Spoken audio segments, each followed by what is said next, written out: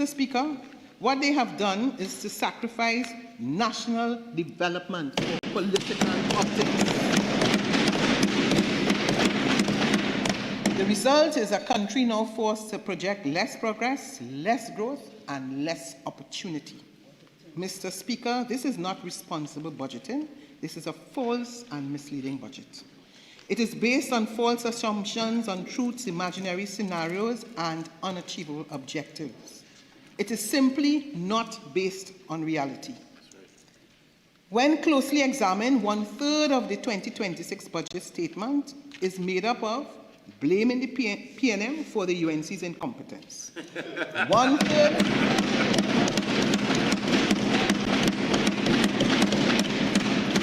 One-third praises the Prime Minister while shamelessly shouting about wins that are really losses. And the final third is made up of fantasy and blatant falsehoods. However, Mr. Speaker, this budget will create the conditions of total economic and financial disaster in Trinidad and Tobago. Mr. Speaker, today I intend to do three things. Number one, to state the facts of the plight of the thousands of Trinidad and Tobago citizens who are suffering under the incompetent and dishonest rule of an insincere regime that never had and never will have the interests of the people of Trinidad and Tobago at heart. Two, to expose the fiction, the hollow promises, the unrealistic estimates, the deception, the fluff and policy blunders that make up this budget. And three, to remind our people and this government what responsible leadership looks like, what sober management means, and why the people of Trinidad and Tobago can and must demand better. Mr. Speaker, this budget gave an opportunity for the country to gain insight into the plans and policies of the UNC government and their strategies for charting a way forward in human and economic development. After listening to the Honourable Minister of Finance presentation of this budget, it is clear that this government has absolutely no plan. And is simply making it up as they go along and making it up on the fly. Mr. Speaker, they had 10 years to prepare for office while in opposition, but this UNC can only offer vindictiveness, oppression, and mismanagement to the country. They came into office with a set of populist measures, sound bites, and promises which their advisors told them would resonate with the population. Once it sounded good, they felt the population would support it. They deceived the electorate into believing that the PNM government was deliberately punishing the population. However, as all of us know, this country just went through a very difficult decade because of external financial and economic shocks and a global pandemic, as well as domestic structural changes in our energy sector. Difficult decisions had to be made after the wild and reckless spending of the UNC during the period 2010 to 2015. That's right. The economy had to be stabilized and put on growth path. The disastrous effects of COVID-19 pandemic had to be contained and controlled to save lives and livelihoods. And the country's finances had to be prudently and properly managed. Mr. Speaker, this government would have you believe that all our economic problems and challenges disappeared on April 20th, and now salt, Moby, milk, and honey can flow. However, Mr. Speaker,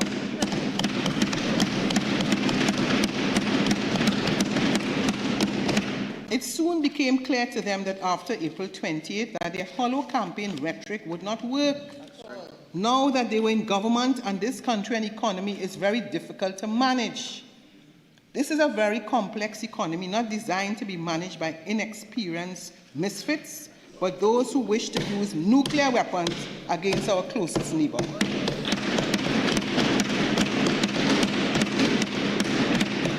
Not understanding that if that actually occurs, we would all die from nuclear fallout.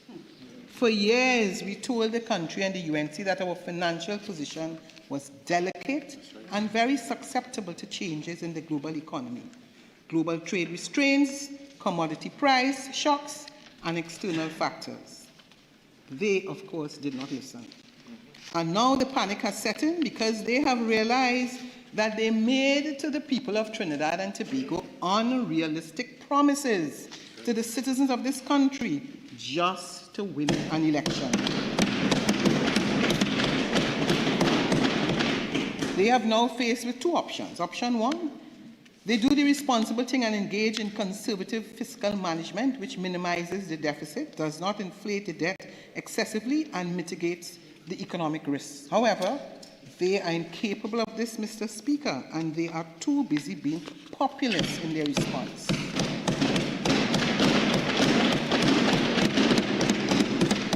Option two, which they have embarked upon, provides very short-term satisfaction, but would lead to severe pain for the people of this country going forward. This government has taken the irresponsible route, Mr. Speaker, which is to go against every sensible economic advice available to them. They have put in place measures which would severely inhibit and decrease revenue while planning to spend record amounts which the country simply cannot afford. As Dr. Eric Williams once said, the alternative to the PNM is chaos and confusion.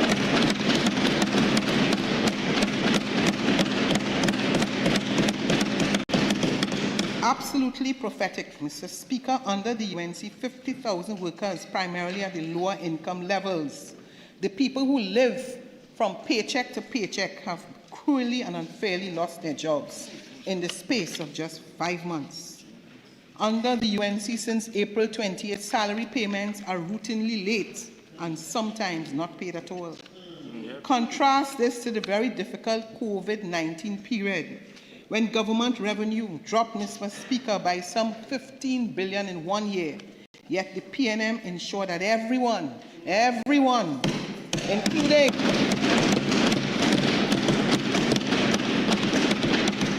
all daily paid and monthly paid workers and recipients of social grants and many others were paid on time. And we did for the entire 9.5 years we were in office. Not, Mr. Speaker, as we are finding pensioners going to the bank with a government check and the bank saying we have no money. Under the PNM, the people who needed the most help could feel comfortable and be assured that their social grants, such as public assistance and disability assistance, would reach them on time, not late by days or weeks into a new month, as is happening now. Under the PNM, our pensioners got their pensions on time, like clockwork, so they can buy their groceries, go to the market, pay their rent, buy their medication. Under the PNM, Tobago wasn't suffering for a water crisis. Under the PNM, loose cannon ministers weren't causing geopolitical international crises with our neighbors.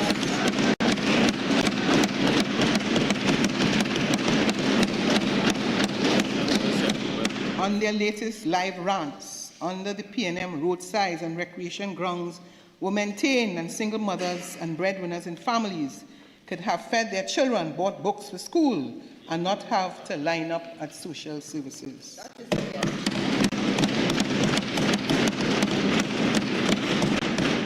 Now, pothole and landslides abound on every road, whether main roads or secondary roads.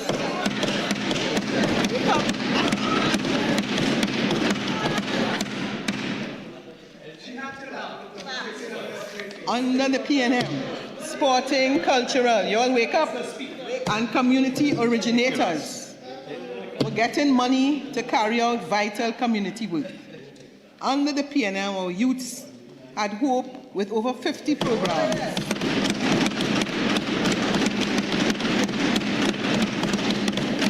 Training them in essential skills, agriculture, technical, vocational, auto repair, sound engineering, heavy machine and equipment operations, healthcare, and many others now shut off by this government.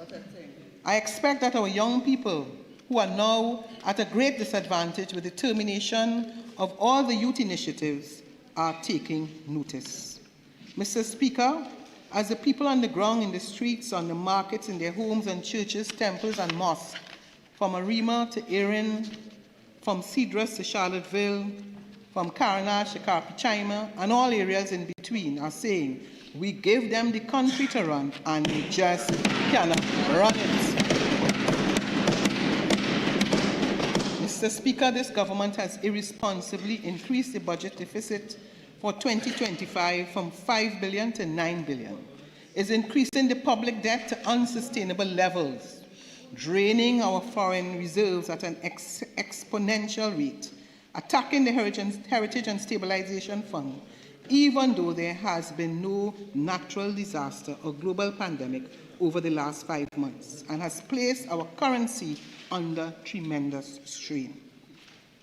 Mr. Speaker, while publicly and dishonestly speaking about alleged PNM financial management, the UNC has drastically and deceitfully behind closed doors grossly overestimated revenue for 2026 and has based the budget on a highly unrealistic and false assumption.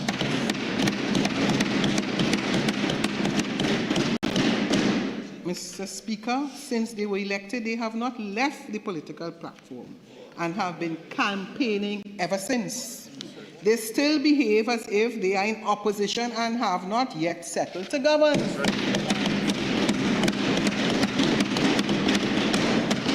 These are serious things that they are playing with, and a dangerous mix of incompetence and political agendas, which will lead this country down a road which will inevitably result in a debt trap.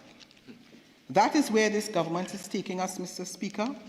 Over the economic precipice, and the alarm bells are already being rung.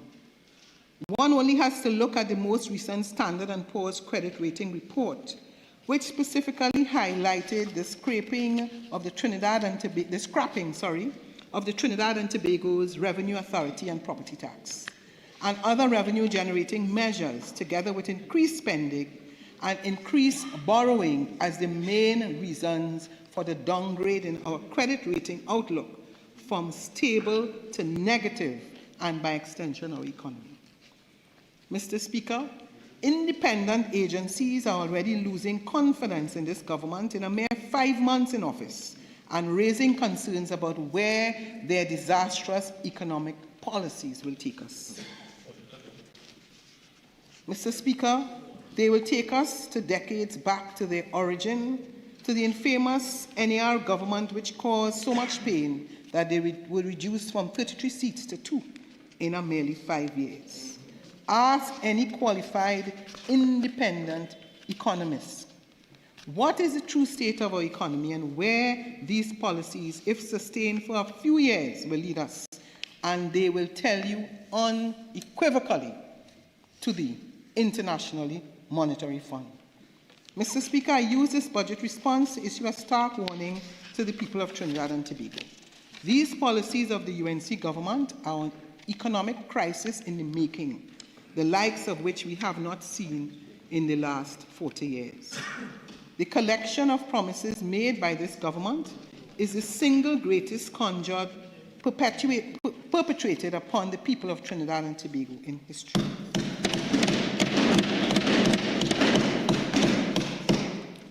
Mr. Speaker, before I get into the substantive portion of discussion on the budget and highlighting the major areas, I want to address a common theme which the Minister of Finance tries to weave into all his presentations in this Parliament. He continues, Mr. Speaker, to claim that the PNM crashed the economy, when he knows that this is simply untrue and that all international agencies have a completely different view. Mr. Speaker, in my presentation on the Supplementary Appropriation Bill 2025, I was at length to quote the Central Bank, which published growth data for Trinidad and Tobago for the years 2022 to 2024 and into 2025. I quoted independent international agencies such as the IMF, which also confirmed 3 years of consecutive economic growth from 2022 to 2024, and prior to the arrival of this disastrous government had projected growth of 2.3% for Trinidad and Tobago in its World Economic Outlook for 2025. Mr. Speaker, the most recent Standard & Poor's report also confirms growth in our economy under the PNM for 3 consecutive years.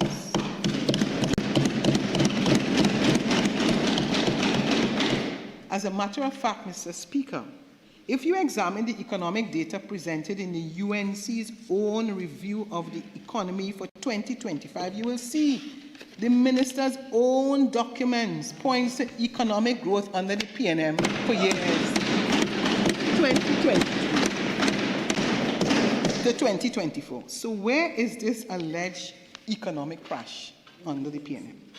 Mr. Speaker, the records prove that the claim of economic mismanagement by the PNM is absolutely not true, which is why the minister's 2026 budget statement is fake and fraudulent.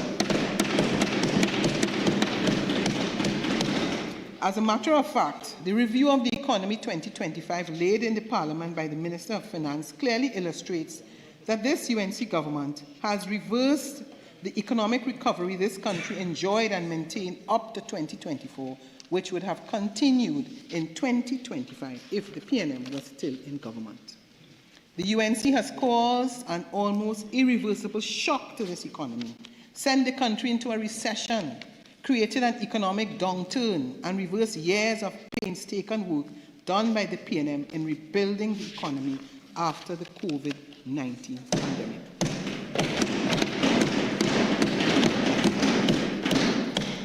Mr. Speaker, at a time when energy prices are declining and projected to fall further and production is falling, this government saw it fit to damage our revenue base.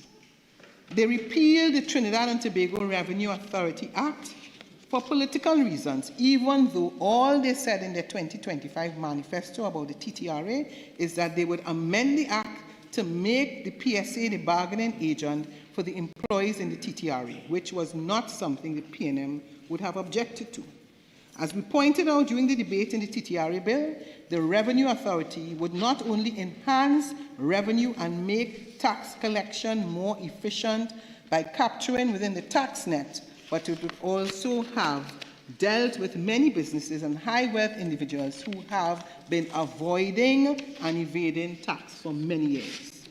Mr. Speaker, did the government repeal the Trinidad and Tobago Revenue Authority Act to protect their tax-evading financiers? Mr. Speaker, I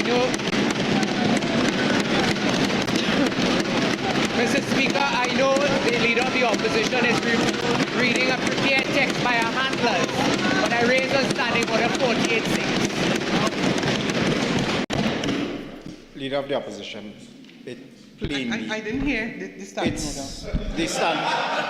Mr. Speaker, standing order 48-6. Yes, I was just about to point it out. That plainly offends 48.6. So you could rephrase it somewhat. That intention of passing the Revenue Authority bill to protect their tax evaders, it plainly... Do I need... All right, I don't need any help with that. I don't think I need to remind you of the contents of that standing order, do I? So just rephrase it somewhat. Thank you very much, Mr. Speaker. Did the government repeal the Tax and Revenue Authority to protect those who have been evading taxes? But I didn't even mention a name who are evading taxes.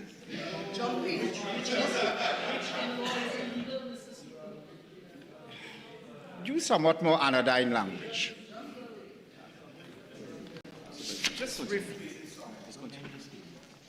Mr. Speaker, I will just simply not go down, continue in that way.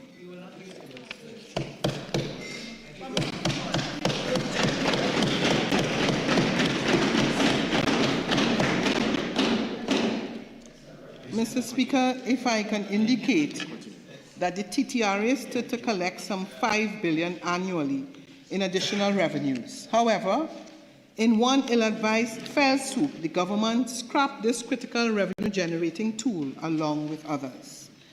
What will happen, Mr. Speaker, when these unrealistic revenue estimates are not met? Either significant borrowing will have to be undertaken or they will have to cut expenditure.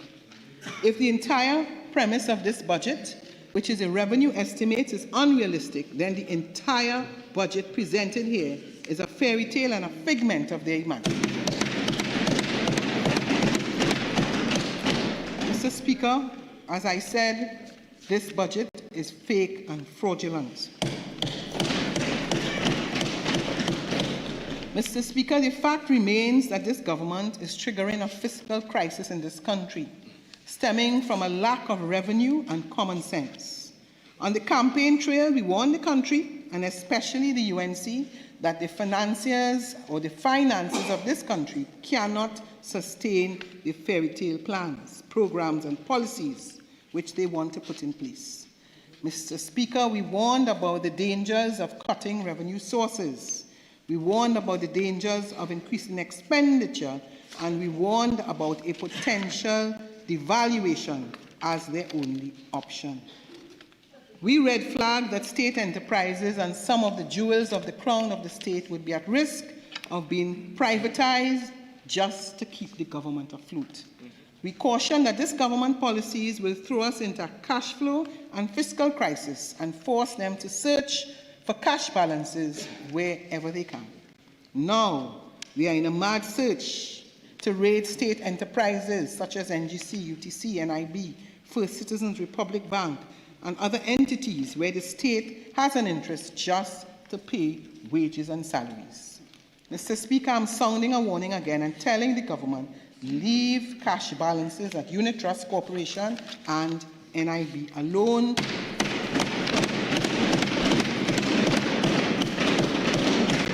They do not belong to you. Mr. Speaker, after repealing the Trinidad and Tobago Revenue Authority Act, which would have brought large, medium, and small businesses into a reasonable tax net, the opposition is getting regular reports of BIR showing up at a small business asking for VAT registration and if they have made their payments. Because of the government's incompetence and total botched fiscal management, the small man has to pay, while others laugh all their way to the bank. Mr. Speaker, apart from the fiscal crisis we have found ourselves in, this government has also thrust us into a liquidity crisis. This is a very concerning development for every citizen because not only does it affect and impact day-to-day lives of the people of this country, it also explains for late payments of salaries, the late check for social services and pensioners, and the spending freezes in the public sector. Without saying it publicly, Mr. Speaker, this government has imposed spending freezes on most areas of the public expenditure, especially goods and services, which also compromise contract employment. Mr. Speaker, apart from the revenue element of the delicate Financial Balancing Act, government has to be concerned with liquidity and cash flow, and while both are related, they are not the same. Mr. Speaker, when the UNC took office, they admitted that the overdraft at the central bank had funds which could be utilized. The overdraft stood at 70% when they assumed office, versus the almost 100% overdraft level that we discovered when the PNM took office in 2015. They were also able to utilize unused balances withdrawn from the Heritage and Stabilization Fund, as well as loans that were left in escrow for capital expenditure purposes, all sources of liquidity left by the PNM government. Mr. Speaker, the same loans they criticize the PNM for taking, they repurpose them to use for recurrent expenditure, thus stalling economic activity.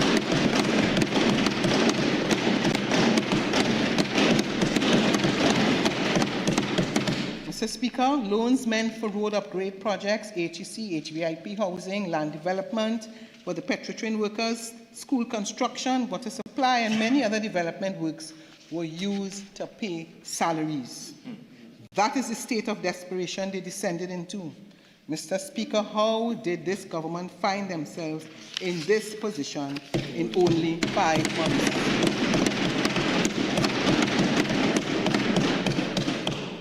They spent the first 3 months attacking big businesses, banks, and other financial institutions. They labeled them as cartels and eroded confidence in the financial system. Mr. Speaker, excess liquidity has declined sharply from 7.3 billion in March 2025 to 3.8 billion in August of 2025, and who knows where it will go.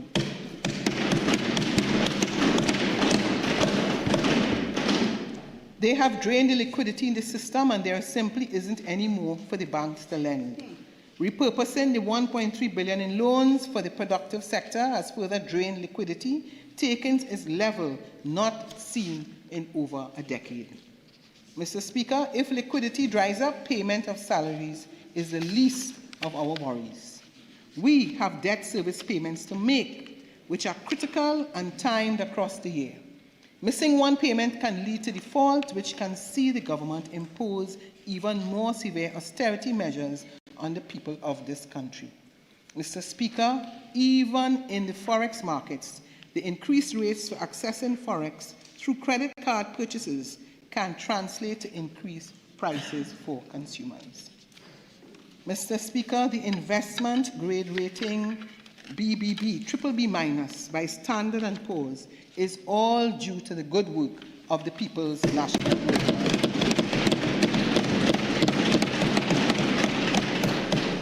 Mr. Speaker, I want the country to note that the negative outlook for our economy issued by Standard & Poor's is a forward-looking factor which is based on the future policies and plans of the UNC and whatever the Minister of Finance told Standard & Poor's. Let me repeat, the retention of our investment-grade credit rating is all due to the PNM, and the downgrade to a negative outlook is all due to the UNC.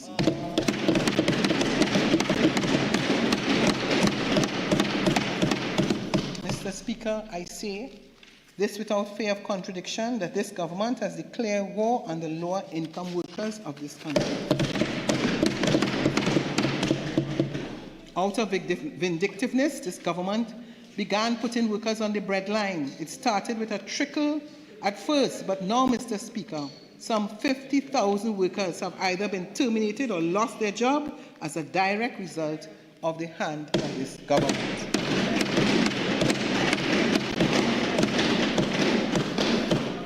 The UNC firing squad celebrates and gets sinister pleasure in firing people who they perceive as PNM and therefore undeserving of a livelihood in this country.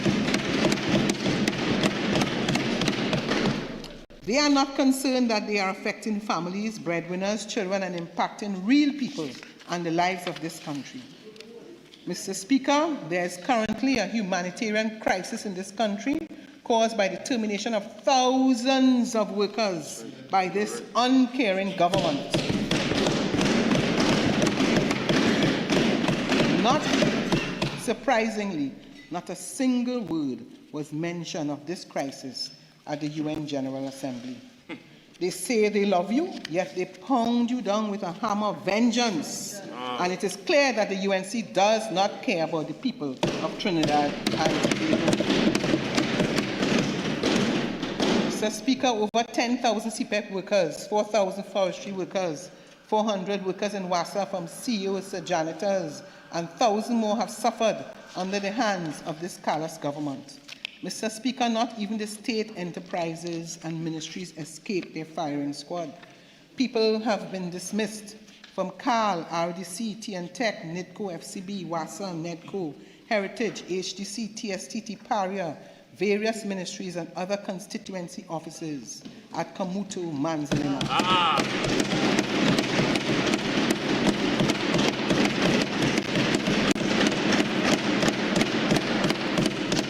UNC firing squad is in full effect.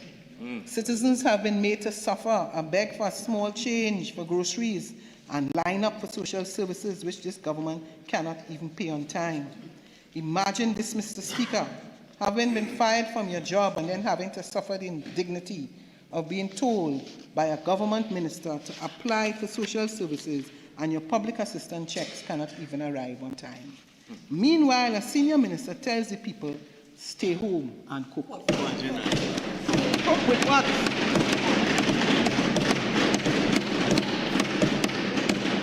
Mr. Speaker, threats by this government have left thousands of workers in this country fearful of victimization and fearful of their future.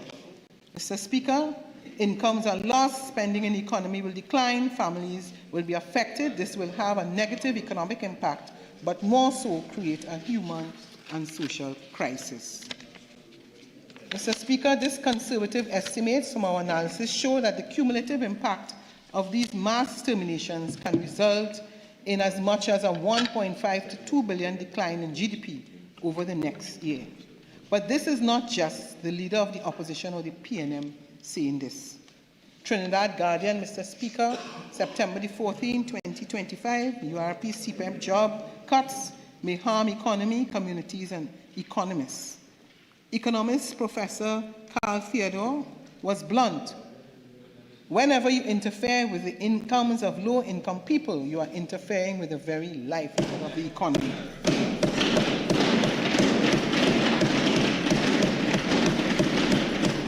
Theodore pointed out to the well-worn but seldom measured principle of marginal propensity to consume, the idea that those who earn the least spend the most proportionally on local goods and services. Poor people don't sit on money, they spend it on food, transport, small shops and books for their children. That keeps the economy ticking, he said. Mr. Speaker, you cannot shock an economy with termination of 50,000 workers and not have a drastic economic impact. But this is much more than an economic shock. This is a people issue. This is a humanitarian crisis. These people will not flock to our social services to seek reprieve. These people will now flock to our social services to seek reprieve.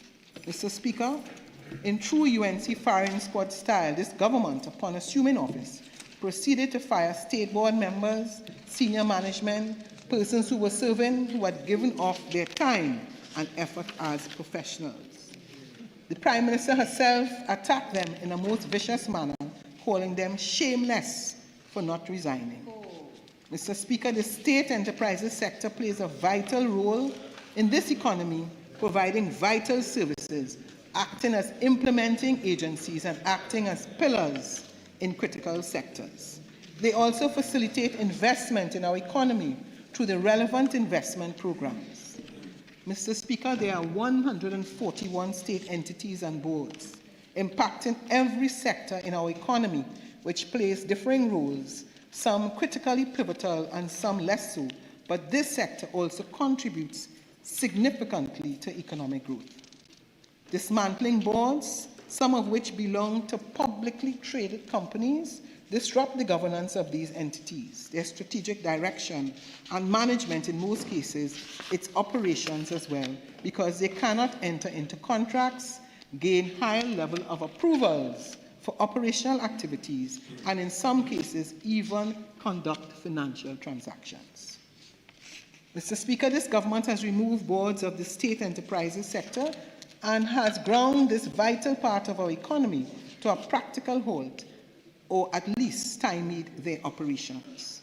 How many of these boards have been reappointed in the last 5 months? What this government has done is slow down economic growth and impact this sector. Mr. Speaker, only one has to look at the disruption of the operations of the Exim Bank, essential forex window, as a result of government incompetence in its transaction. The window provides a facility for the importation of essential goods like food and pharmaceuticals. This window was created by the PNM administration during the height of COVID pandemic to allow this country to have access to these essential items.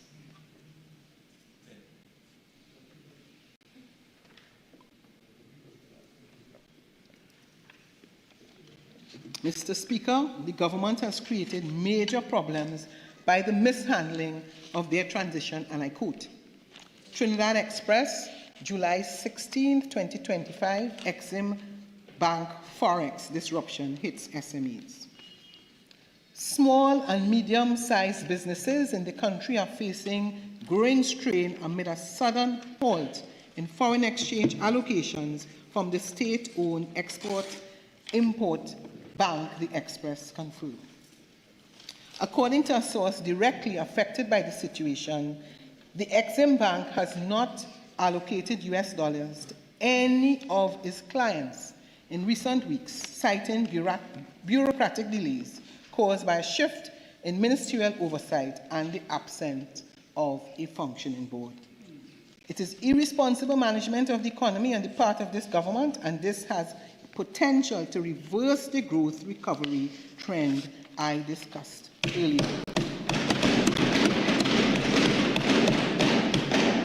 Mr. Speaker, look at NGC. A chairman was appointed, and a month later his appointment was revoked. And an attorney who has questions to answer in the court was appointed.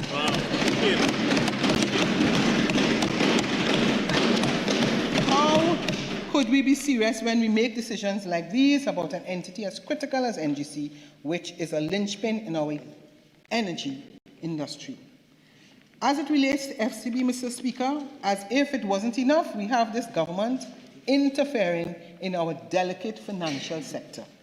First Citizens Bank was founded in Trinidad and Tobago in 1993 under a PNM government through the strategic merger of 3 existing financial institutions, NCB, Workers Bank, and the Trinidad and Tobago Cooperative Bank. This merger aimed to create a stronger and more competitive local financial institution. Mr. Speaker, FCB has become a highly successful financial institution in Trinidad and Tobago. It's a publicly traded company which allows citizens to own shares in the bank. It falls under the regulation of the central bank. An exchange commission, and among other things, is governed and regulated by the Companies Act. But despite all of this, there's a serious issue of the government's interference in FCB. I was urged to call upon the government to come clean on the matter of the CEO when we were receiving conflicting reports. Some were stating she resigned, some reports stated she was on vacation, and others suggested she was about to retire. Mr. Speaker, you cannot have this level of uncertainty regarding the head of one of our pillars of our financial sector, a publicly traded company. It shatters confidence. Why, therefore, are government ministers getting involved in the management of a publicly traded financial institution? Mr. Speaker, that is not good governance.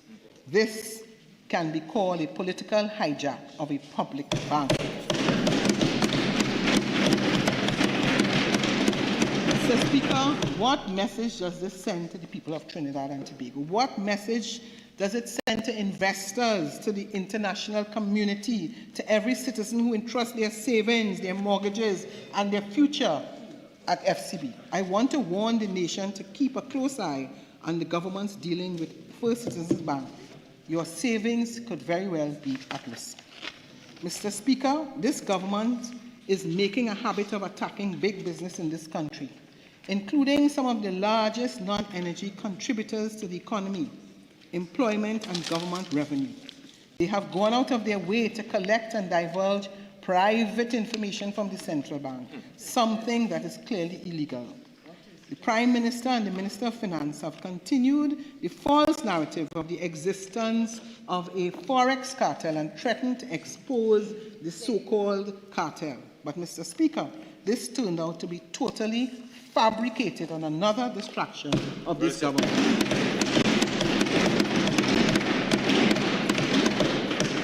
Fortunately, the central bank governor, in a presentation to the media on September 5, 2025, stated clearly for the record that he had no evidence of any forex cartel. Mr. Speaker, I now turn to a serious injustice which has been inflicted on the people of this country. I speak of the heartless mass terminations of a non-renewal of contract of workers across the country by this UMC firing squad.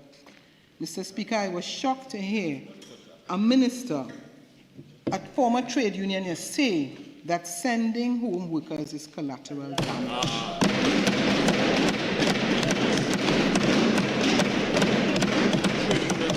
Mr. Speaker, our single mothers and school children being described as collateral damage, and this from a government who supposedly cares. Obviously, no Prime Minister, no government, if they honestly believe this, loves you. For almost 10 years, the PNM government kept the unemployment rate down.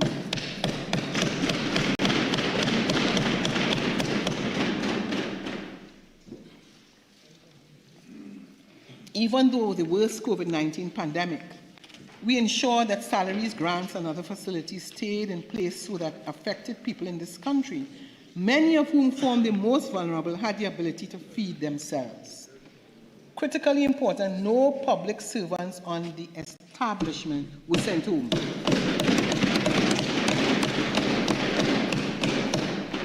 Mr. Speaker, as I said, after April 28th, 50,000 persons have been fired in a mere 5 months.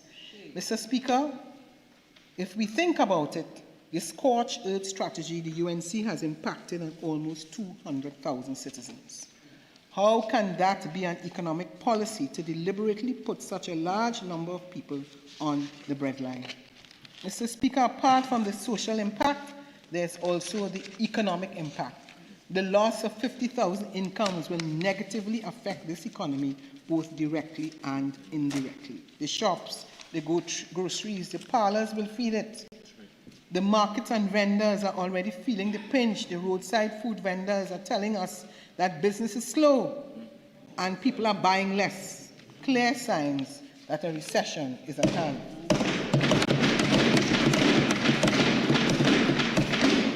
This is a self-induced economic contraction. We see this reflected in the negative economic growth for 2025 in the review of the economy presented by this government. For the first time, our economy has shrunk in 4 years.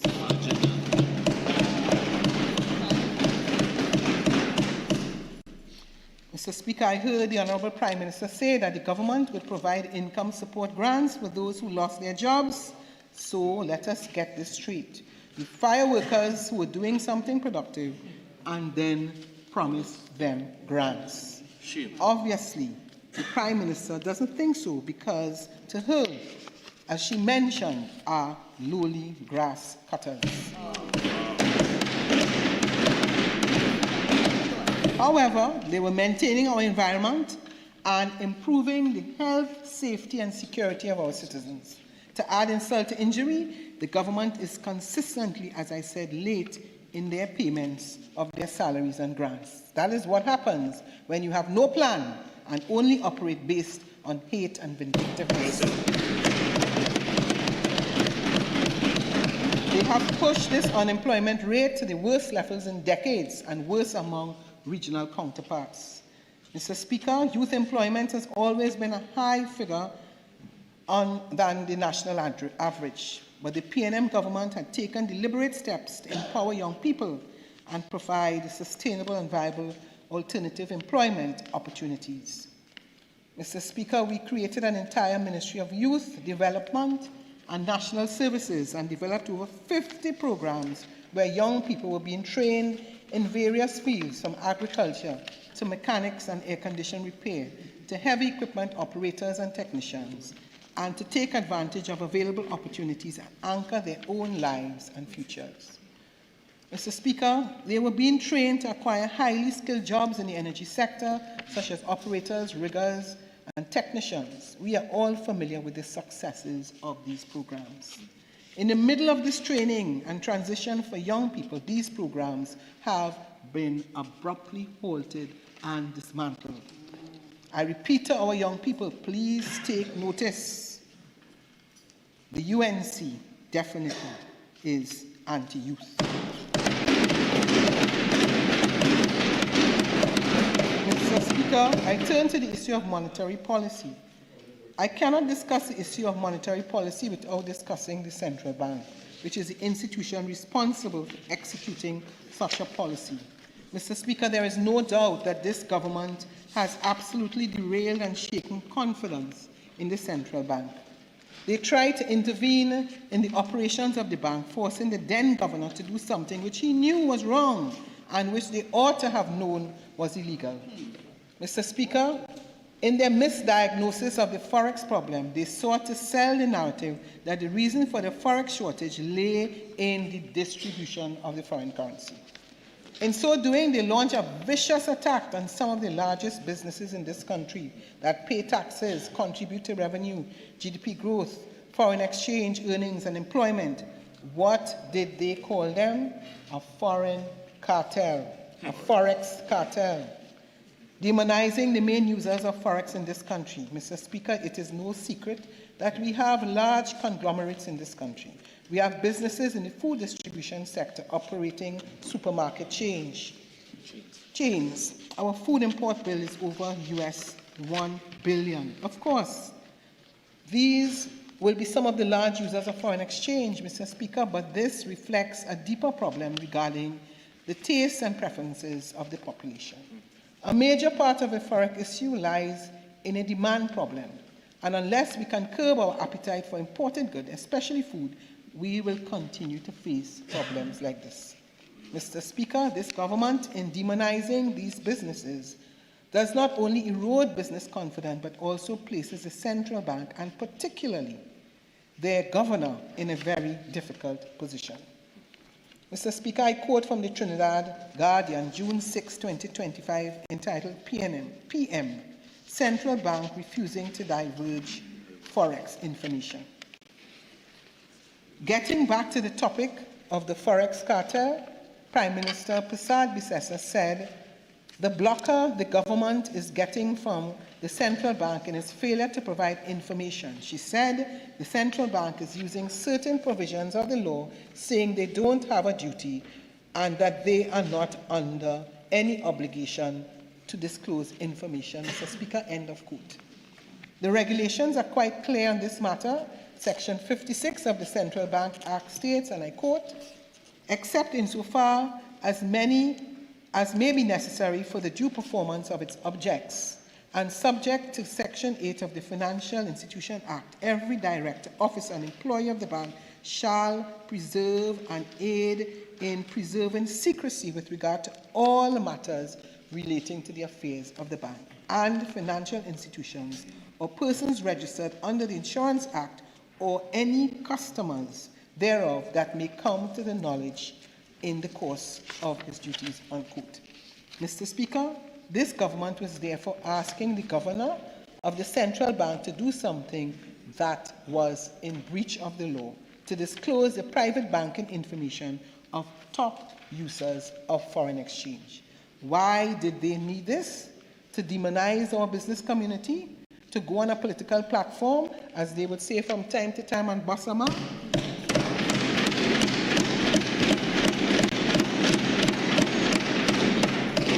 Mr. Speaker, this is the law we are speaking about. But more than that, this is a business confidence. This is business interests which was being attacked. As an admission to what the Honourable Prime Minister was asking the central bank governor to do was wrong. The Prime Minister announced that the government will bring legislation to allow for the disclosure of private banking information. Which country in the world does that? Expect confidence. Which country does that and expects confidence in the banking sector to be maintained? Mr. Speaker, the budget statement should have been an opportunity to stabilize the economy, to rebuild confidence, and set a credible plan to restore our foreign exchange position. Instead, what we have been given is an exercise in economic recklessness by a government that has neither the understanding nor competence to manage one of the most delicate systems of our economy. Our foreign exchange framework is like a delicately balanced house of cards. It is not perfect, but it definitely promotes stability. And yet, this government is prepared to collapse those cards without understanding the consequences, not because they have a sound plan, but because it seems their friends and family are whispering in their ears. If you pull the wrong card, Mr. Speaker, then the entire thing will collapse. When it collapses, it will not be the cabinet that suffers. It will be the shopkeeper all over Trinidad and Tobago who cannot pay their suppliers. It will be the manufacturer from Couva to Matlot who can't get materials. It will be families from Diego Martin to Mayaro who suddenly faces soaring prices for basic goods. And yes, there will be people on the streets angry and no doubt seeking answers and solutions.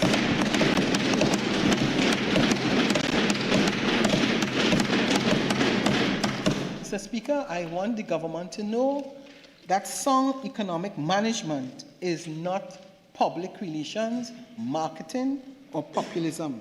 It is rooted in facts, research, and a deep understanding of the economic realities which we face as a country. It is not about sound bites or politics. The government's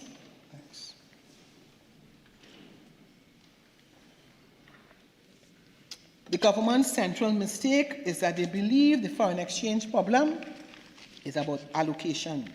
They believe that if they tinkered with who gets forex and when, the problem would be solved. Mr. Speaker, they continue to attack the businesses which form fundamental pillars in our economy.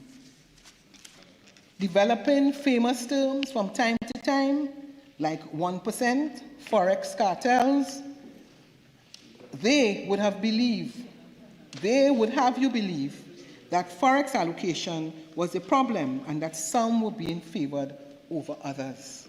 They misled the population into thinking that all they had to do was to change the way forex was reallocated and the problem will be solved. How quickly they went quiet, and they have since faced the reality.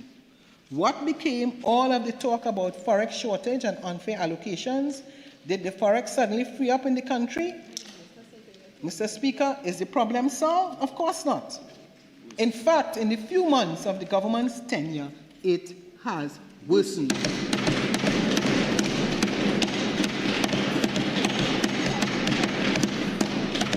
The government needs to explain the rapid, precipitous decline in net international reserves over US $600 million in their first 5 months of office, and this is after withdrawing over US $200 million from HSF after April 28th. The UNC's mismanagement of our foreign reserves has led to our import cover shrinking to just 5 months by the end of August 2025, the lowest in several decades.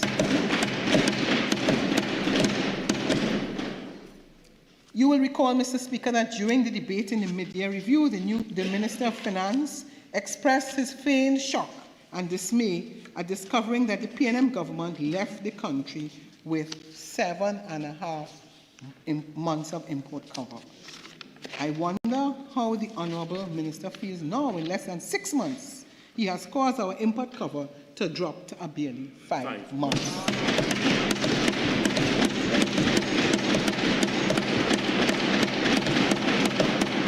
Mr. Speaker, the system of allocation is not the disease, it is only a symptom. The disease is our inability to earn foreign exchange at the levels our economy requires, and that ability is tied fundamentally to our energy sector's performance and our capacity to export competitively. Simply, it is an issue of demand and supply. Mr. Speaker, not one single reference was made to the refinery. As a result, we will wait to see if the Prime Minister will make another 180 degrees turn as it relates to issues of the dragon gas. When the People's National Movement demitted office in April, we were at a point where we had a preferred bidder for the Gualcara refinery. Mr. Speaker, on the campaign trail, the government promised the people of Trinidad and Tobago that the UNC would reopen the Gualcara refinery, yet this Minister of Finance was conspicuously silent last Monday on that issue. They painted the false and fake picture of jobs restored, foreign exchange earned, and prosperity revived. 5 months later, that promise remains only a platform stage. Promise made, promise broken.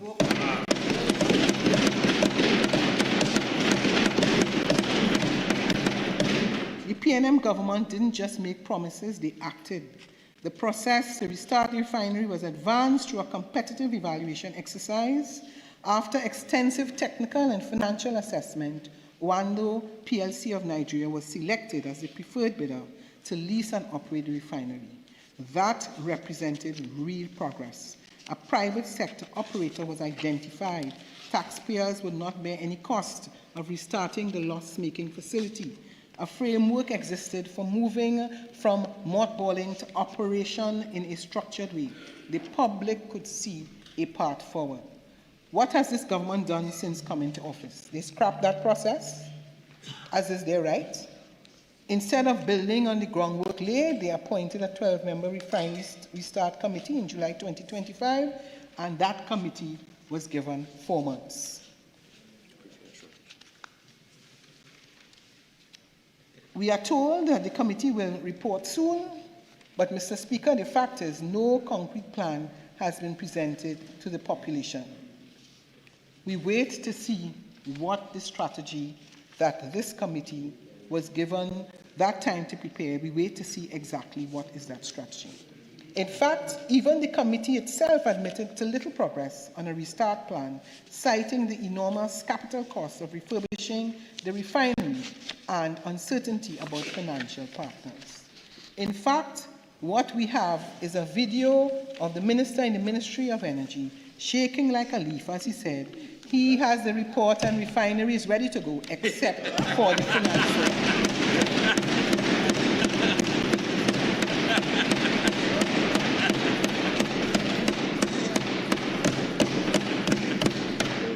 Mr. Speaker, let me warn this government and point out to the people of this country that given the Procurement and Disposal of Public Property Act, the government cannot simply hand over the refinery to any entity without following a proper procurement process. It would be a breach of the provisions of the Procurement Act. We will be monitoring the evolution of this situation closely. I want to remind the people involved that the Procurement Act involves hefty fines and jail terms.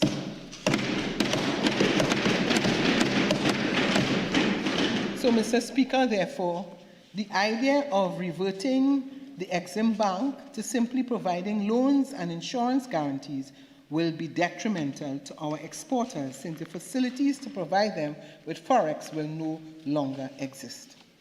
Mr. Speaker, as it relates to tariffs, the current global environment has made it even more difficult to implement these strategies. Mr. Speaker, whilst this government was firing workers and attacking financial institutions and businesses and undermining independent institutions, they were not doing their jobs. At this time, the US, our largest trading partner, had imposed a 10% reciprocal tariff on exports coming out of this country. This government did nothing to have this tariff removed or negotiated. Or it may be possible that the Honourable Prime Minister in her contribution may indicate to us whether that was a discussion that was held during her visit to the United States.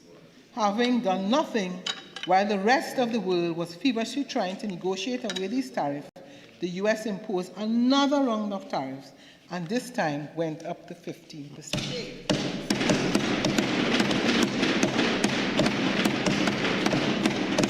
Mr. Speaker, Trinidad and Tobago has been and will be impacted by this new tariff, which will also impact on foreign exchange earnings. Now that the government is scrambling with economic realities, all we hear is political rhetoric, but no solid economic plans and actions. The Minister of Finance is totally out of his depth and will surely lead the country into economic disaster.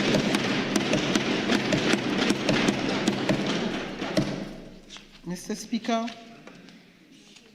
the Honourable Minister of Finance, in his contribution, indicated that he does not understand that if we run out of foreign exchange, we cannot import, pay our foreign debt, and make simple foreign exchange transfers. Then it would be our job to make him understand where he is taking us. Mr. Speaker, this role will inevitably lead us to harsh realities of potentially defaulting on our foreign debt, which will cause us to default on most of our debt obligations, which will become immediately due for payment as well. Another significant consequence, because we operate a managed floating exchange rate regime, is our reserves are still required to defend the exchange rate of our TT dollar. If we run dangerously low on reserves, we will be unable to maintain our 6.79 rate against the US dollar. You know what would happen, Mr. Speaker. Guess, I suggest. We all know. The Minister of Finance, of course, is smiling because he knows the dreaded D word. Mr. Speaker, we warned the country that given their promises, the UNC threatened to crash the economy and trigger a possible devaluation. It was the only way they could pay for all these promises. How can they manage all that they promised while operating on such diminished revenues? Mr. Speaker, debt and devaluation will be the order of the day, and more this government seems likely to, in the near future, come to this country looking, of course, as usual, to blame the PNM again for forcing their hand to devalue the dollar. But we shall take absolutely no responsibility for this fraudulent and fake budget of this incompetent government. We have nothing to do with this nonsense. We warn, Mr. Speaker, about the irresponsibility of their promises and the expectations they were creating. We specifically warn the country that the only way they can do this would be if they devalue the dollar, almost 10 to 1. Mr. Speaker, watch them carefully because this is where they are taking us. And remember, we warned you, and we are warning you again. If they continue down this road, we will face a full-blown foreign exchange crisis. It will not be academic. It will not be abstract. It will mean empty shelves, shut businesses, job losses, and a cost of living explosion. When that happens, it will be because this government misdiagnosed the problem, ignored the warnings, and played politics with economic lifeblood of this nation.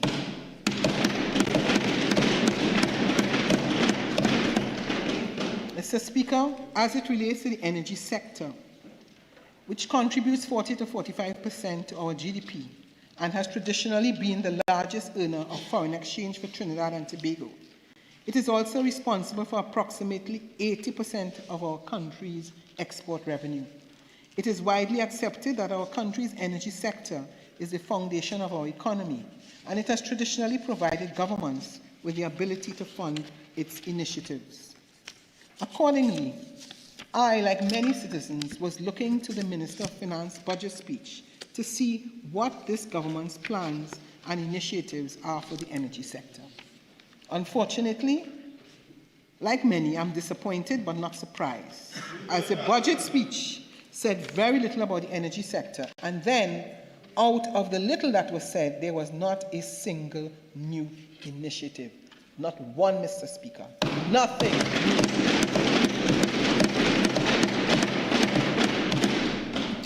Mr. Speaker, it has become clear and patently obvious to everyone that the government is lost when it comes to the energy sector, but the whole population can see it. The stakeholders must be salivating when preparing to negotiate against this government, as it is obvious that they are unsophisticated out of their depth, and I fear that Trinidad and Tobago will be taken advantage of. Under the heading of what was delivered in the first 150 days in office, the new Minister of Finance stated with much aplomb that we secured landmark energy deals. He then goes on, and quite ashamedly, to claim for the government that they signed the historic agreement with ExxonMobil. Mr. Speaker, it was the former PNM government under the distinguished Minister of Energy at the time, the Honorable Stuart Young, and the Honorable Keith Christopher Rowley, then Prime Minister, that secured the interests of the ExxonMobil for our ultra-deep water block.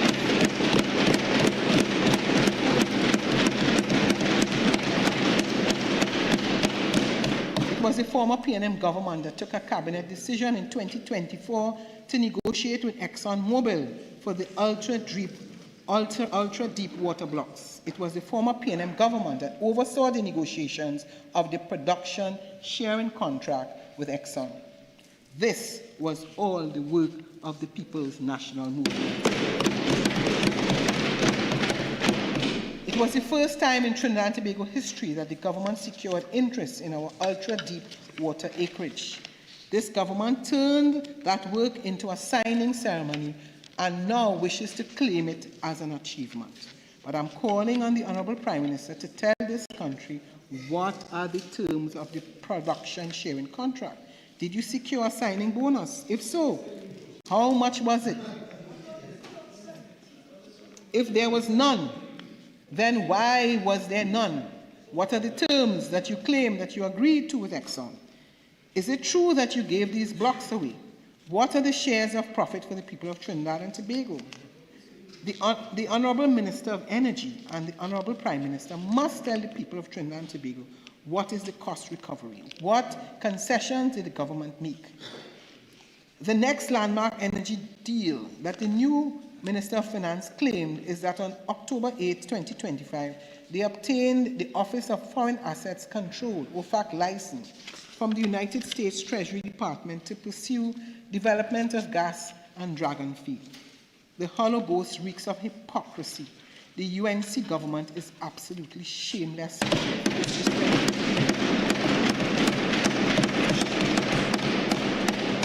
Mr. Speaker, is this not the same Dragon gas field that the UNC opposition spent 9 years attacking the PNM government about?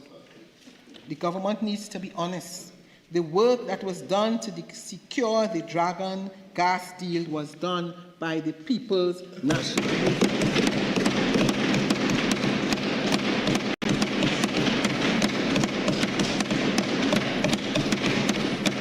It was the PNM in December 2023 that secured and delivered a 30-year exploration and production license from the government of the Bolivian Republic of Venezuela to develop the Dragon field and to export gas to Trinidad and Tobago. It was the UNC opposition that did everything possible to try and scuttle that deal. It was the UNC, in an unpatriotic manner, called for the former Prime Minister, Dr. Rowley, and the Honourable Member of Parliament, Stuart Young, for Port of Spain North St. Anne's West, to be sanctioned by the US state government.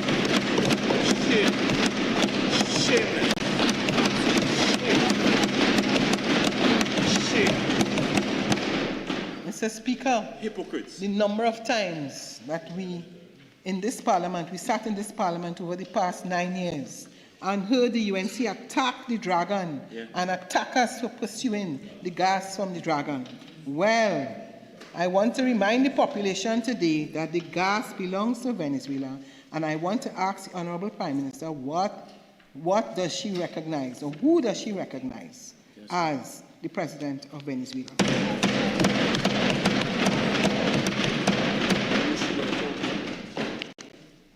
It was the PNM government that acknowledged the need to try and secure gas from an alternative source. It was the PNM that identified the Dragon gas field and negotiated with Shell, with the government of Venezuela and the government of the United States to secure and pursue this.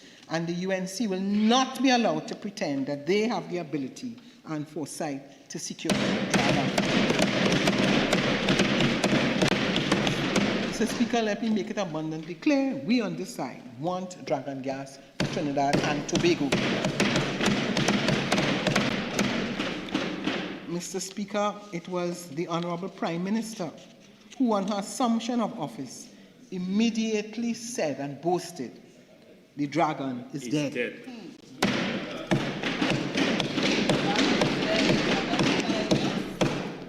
It was the Honourable Prime Minister who said that they will get gas from Grenada, Guyana, and Suriname.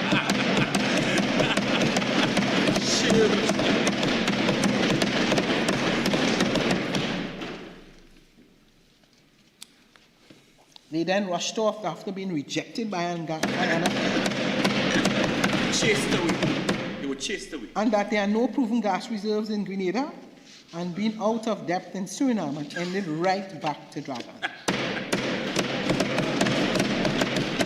Today, the question Trinidad and Tobago has for the Prime Minister is, what do you promise in exchange for the 6-month provisional OFAC license? Tell us. Mr. Speaker, every single energy project that the Minister of Finance mentions in his budget speech that is holding our gas production steady at 2.7 BCF per day is the work of the former PNM administration. Mentos PNM, SIP PNM, Parenco taking over Woodside and BPTT shallow water assets PNM. The deep water bid round they want to claim is a success was started and opened and launched by the PNM. We wait to see if they manage to award any blocks, and if so, on what terms, as they are notorious for giving Trinidad and Tobago away cheaply at a loss. Even the restarting of the steel production, the Minister of Finance wants to try and claim was started, negotiated, and done by the PNM.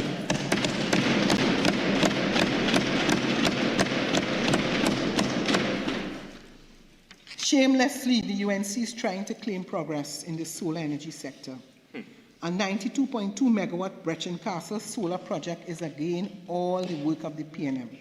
It was the PNM that secured the deal, negotiated the deal, and began construction of the largest solar power plant in the Caribbean. The green hydrogen they want to claim is also work of the PNM. It was the PNM cabinet that took the decision and approved the building of a green hydrogen facility in Trinidad and Tobago, and all the wind-generated projects that they are claiming are the policy and decisions of the People's National Government. Mr. Speaker, there is not a single energy project that is commenced by this Minister of Energy, who unfortunately was not invited to attend with the Honourable Minister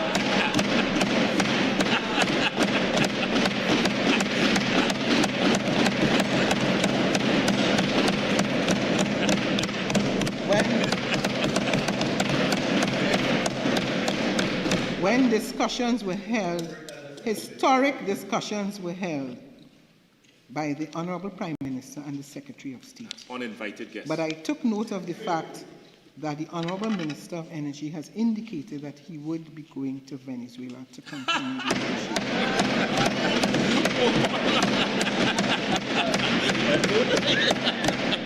By a boat. Mr. Speaker, A fishing the boat. National Gas Company, and of course, Mr. Go by a Speaker, fishing boat.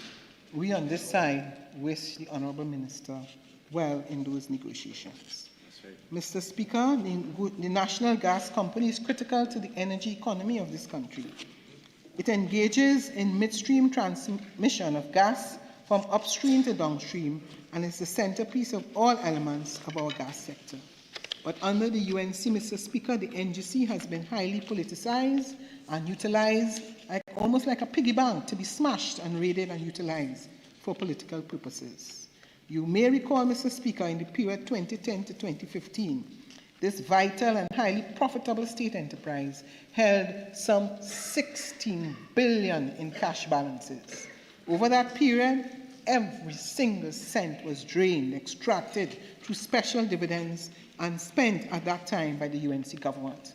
Mr. Speaker, this was equivalent to 10% of the GDP at the time, an amount larger than this year's already massive fiscal deficit emptied from the NGC. To be spent on what?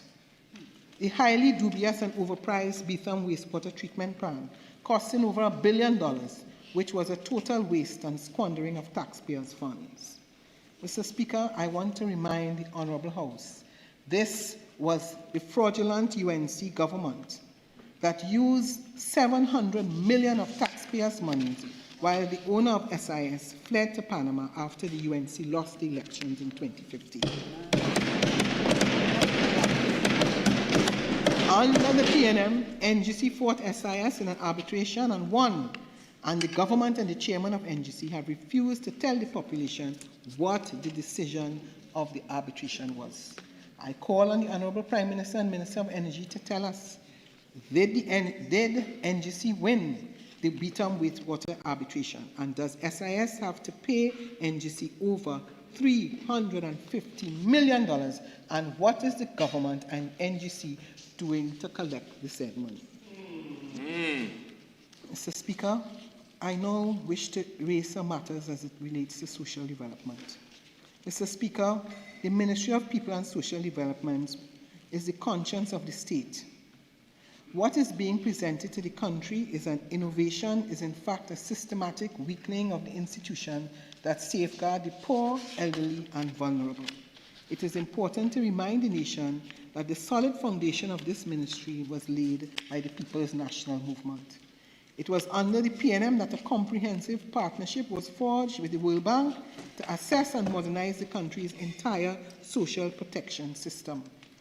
That work produced a detailed framework for reform focused on accountability, data integrity, and efficiency. The system, policies, and digitization projects that the current administration boasts about were conceived and built and implemented by the PNM leadership.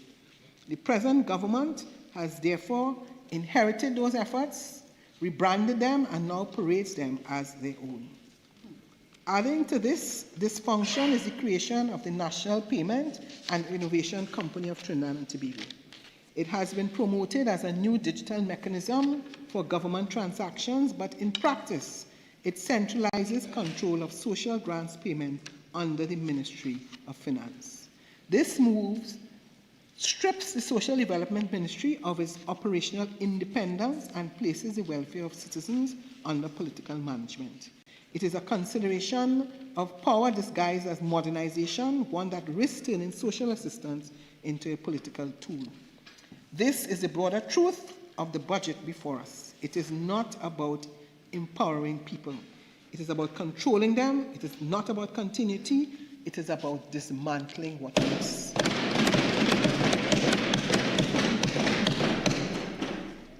When the PNM was in office, the Ministry of Social Development operated with accountability, purpose, and humanity. In the budget, the UNC tried to take credit for the work already completed by the PNM, another example of a fake and fraudulent budget. Mr. Speaker, as it relates to housing, the government has signaled that its target is 20,000 houses in 2 years, using public-private partnerships and innovative mechanism. This objective is a carbon copy of the PNM's Vision 2030. The UNC is shameless and bereft of ideas, stealing without imagination. The objective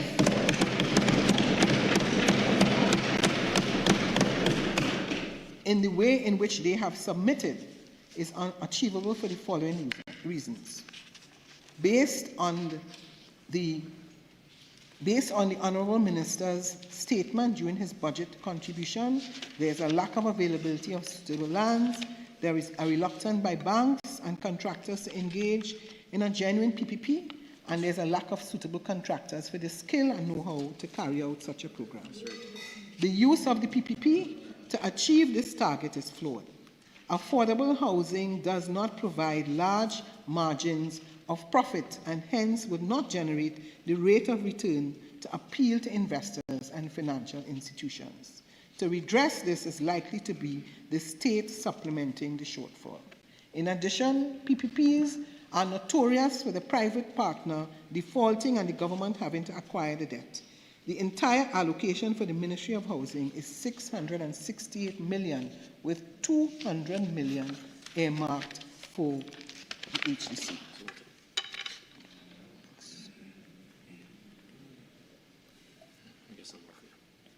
Mr. Speaker, I'd now like to turn to the sporting sector. The sporting sector has been left visionless, untouched, and directionless under this UNC government. Again, the Minister of Finance took credit for the work of the PNM. The government has no plan for sport and youth, no plan, no new programs, and no plan for the development of youth.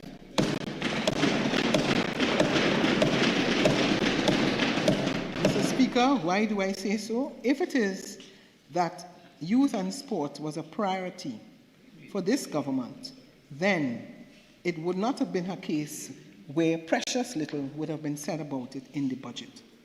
Mr. Speaker, PNM government would have expanded our partnership with the G.C. Foster College of Jamaica, enhanced the utilization of the Elite Athlete Program facilities, and expanded the July-August vacation program and the extension of the community cricket program. This, plus many other sporting programs, were all started under the People's National Interest.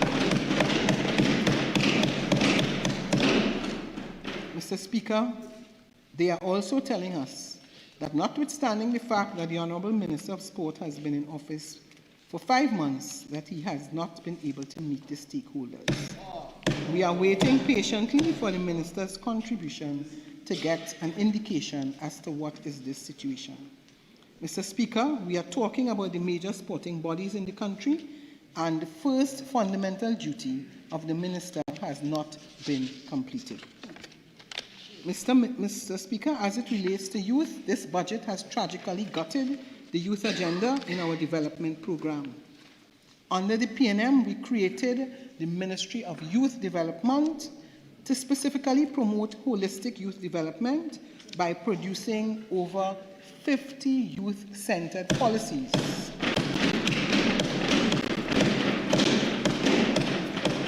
And programs for the largest demographic in the country. Mr. Speaker, the Minister of Finance has said little or nothing on youth development simply because the budget is bereft of any real youth development initiative. Half a page with nothing of substance was dedicated to youth in their public sector investment program. Mr. Speaker, we allocated $50 million to the development for youth in the last fiscal year, while they have proposed a measly $10 million, and $8 million of which is to repair indoor arenas and the rest for IT services. In summary, Mr. Speaker, the youth of this nation have received $0 for their development. Mr. Speaker, when a new member of Laoketa won, the young people of Trinidad and Tobago lost everything.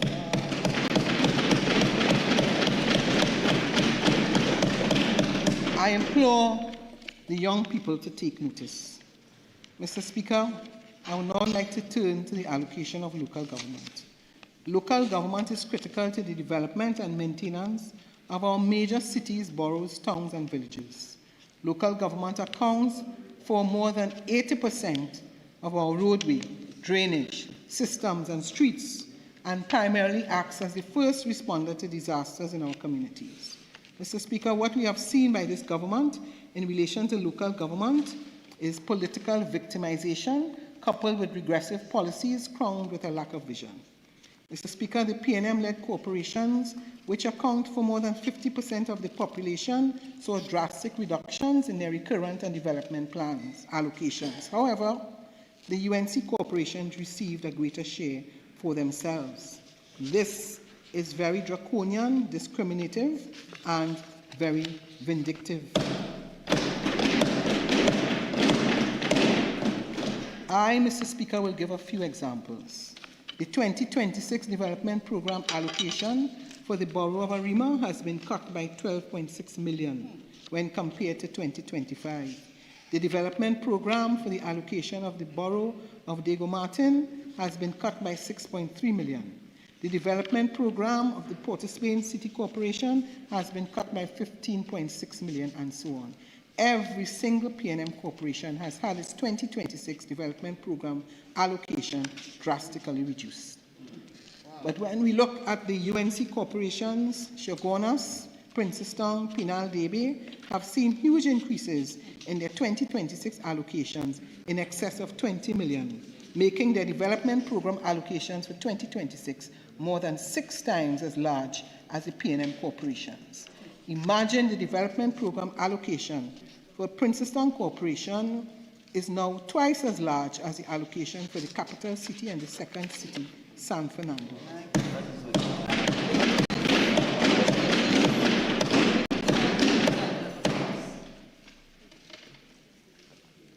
Mr. Speaker, to compound this inexplicable and cruel allocation, they have failed to release money for the PNM-controlled corporations for the development program, which includes money for the repair and clearing of roads and drains. Mr. Speaker, it is utterly disappointing to see a minister who has once served at the helm of local government allow this administration to stymie the ability of some corporations to provide for the basic needs of their communities. The PNM must be credited as the only government that has been serious on the policy of local government reform, allowing for greater autonomy in law, executive management, and increased resources for our communities to advance real and progressive development.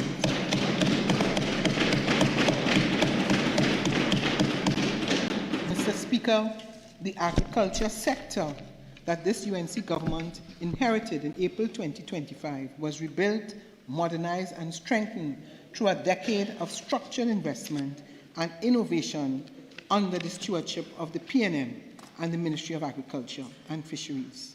When the PNM assumed office in 2015, agriculture was on the decline, plagued by poor infrastructure, lack of access roads, and weak institutional support. By 2025, through deliberate policy and partnership, the Ministry of Agriculture, Land and Fisheries delivered tangible, measurable results across all public sectors. The 2026 budget conveniently rebrands these achievements by calling them, Mr. Speaker, new plans, while failing to acknowledge the existing framework that made them possible. The Honourable Minister of Agriculture spoke of a 3-year priority commodities program for 15 high-demand products with annual focus on 3 crops and 1 livestock category as if they were new areas of focus. I want to remind the Honourable Minister, the truth is that these initiatives were launched and implemented under the People's National Government.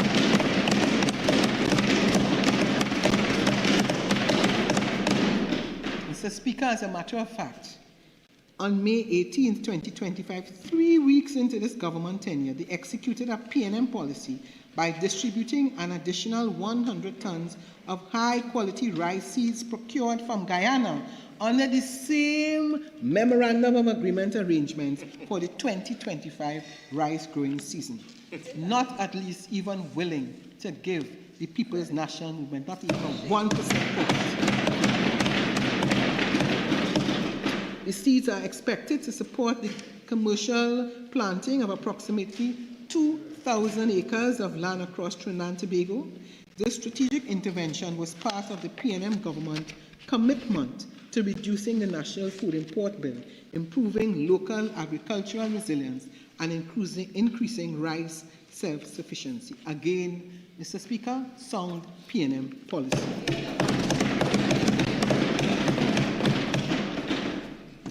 Mr. Speaker, the 2026 budget's promise, new agricultural roads and irrigation project mirrors exactly what the PNM completed over the last decade. These works build the foundation for food security and rural economic growth. Yes, this administration now speaks of starting where the PNM already succeeded. The budget claims of regularizing farmers and granting leases again rest on groundwork completed under the PNM. In addition, while the 2026 budget highlights digital transformation, the records show that it was the PNM government that modernized the sector. Fully digitalization of the import permitting via TT-Biz links, Grow Trinbago platform, drone mapping, and LIDR surveys for land management, digitalization of all state land paper records, online farmer training via Moodle and youth-focused 4-H programs reaching over 33,000 participants in 10 years.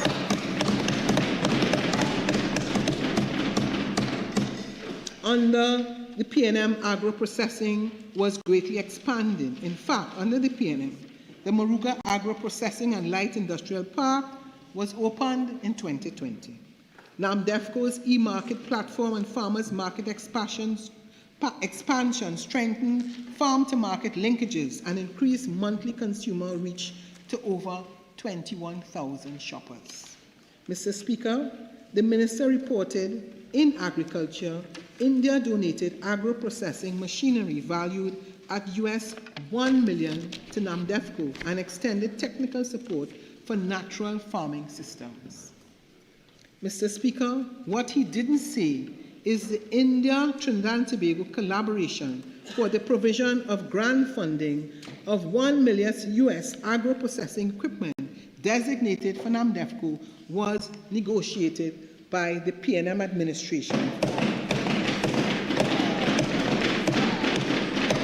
These negotiations began in June 2023. These are the kinds of structural transformations that the UNC now attempts to claim as new projects under their government. Mr. Speaker, the PNM ensured access to agricultural credit through the ADB, approving over $1 billion in loans. Mr. Speaker, as agro-processing, aquaculture, hydroponics, aeroponic, indoor farming, and poultry production are categorized as commercial customers, they will now experience a rise in their cost of production since the government proposes the introduction of an electricity surcharge as a targeted fiscal measure. This could lead to increased prices for consumer agricultural products. Mr. Speaker, the full implementation of the tax-free concessions for the agricultural sector is PNM policy, and all steps were initiated already to review the various pieces of legislation that cause ambiguity in the system. It must also be noted that the most agricultural machinery and equipment are already free of VAT and duties, and existing provisions provide for farmers to apply to the Ministry of Agriculture on a case-by-case basis for duty-free concessions and relief on any input they wish to procure for their operations. Provisions were also made under the existing agricultural incentive program for rebates of up to 50% of the cost of many inputs for various subsectors in agriculture. Mr. Speaker, going further, it was sound PNM policy that led to an additional line item for funding at the Ministry of Finance for agro incentive grant funding of up to $100,000 per person or entities wishing to upgrade their farms into climate-smart systems, move primary productions to agro-processing, and add value to their operations. This government came in, met checks prepared by the Ministry of Agriculture, and blatantly refused to distribute them, allowing those checks to go stale-dated. Most of the farmers affected are, in many instances, their own constituents, and certainly be the judges of their actions. Mr. Speaker, in relation to tourism, this budget failed to sustain and continue policies already in place, failed to maintain investor confidence, and has failed to articulate its vision for the tourism industry. This budget offers only empty slogans, ambiguity, and vagueness. Mr. Speaker, this government inherited the foundation of a tourism sector positioned for takeoff. What we expected and what the country deserved was a budget that would consolidate and build upon that momentum. Instead, what we have is a document full of re-announcement, contradictions, and vague plans.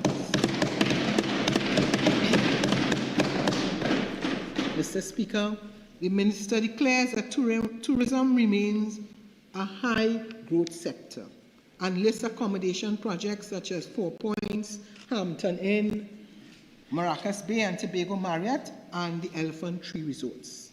He conveniently omitted, hopefully not by accident, to mention the already approved 125 Hilton Garden Inn, the planned operationalization of the Napa Hotel, where a hotel operator was already chosen. While these projects are expected to bring jobs and economic generation, they are not new, as they were already on the way. Mr. Speaker, they were in opposition for almost 10 years, and for the 10 years, they claim to have all the answer. Yet today, in their first budget statement, there are no new initiatives, no policy direction, no capital allocation to support Trinidad and Tobago to tourism's diversification.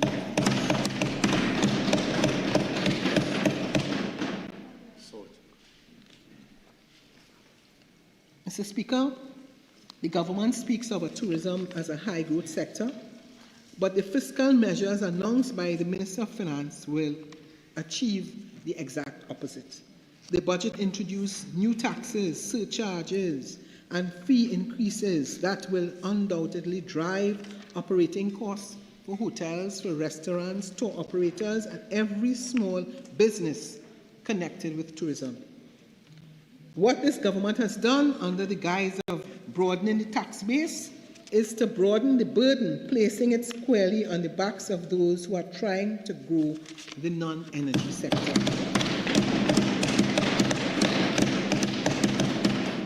Mr. Speaker, you cannot speak about diversifying the economy on the one hand and then impose higher costs of doing business on the other.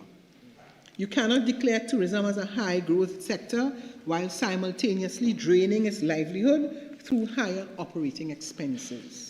This budget punishes participation in tourism rather than encouraging it. How can you speak about Tobago competitive while increasing the operating costs of every hotel and guest house on the island? Mr. Speaker, the Minister proudly announced that the A&R Robinson Airport will be fully operational in the second quarter of 2026, which is 9 months after the date that the PNM has scheduled for the said operationalization.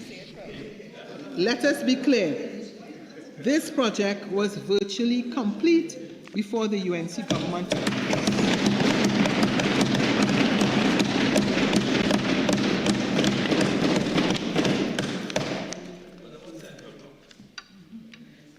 Further, an airport terminal is simply infrastructure. What is needed is a complete tourism ecosystem, such as what was planned and envisioned by the PNM government with international flagship hotels, airline partnerships, and world-class marinas.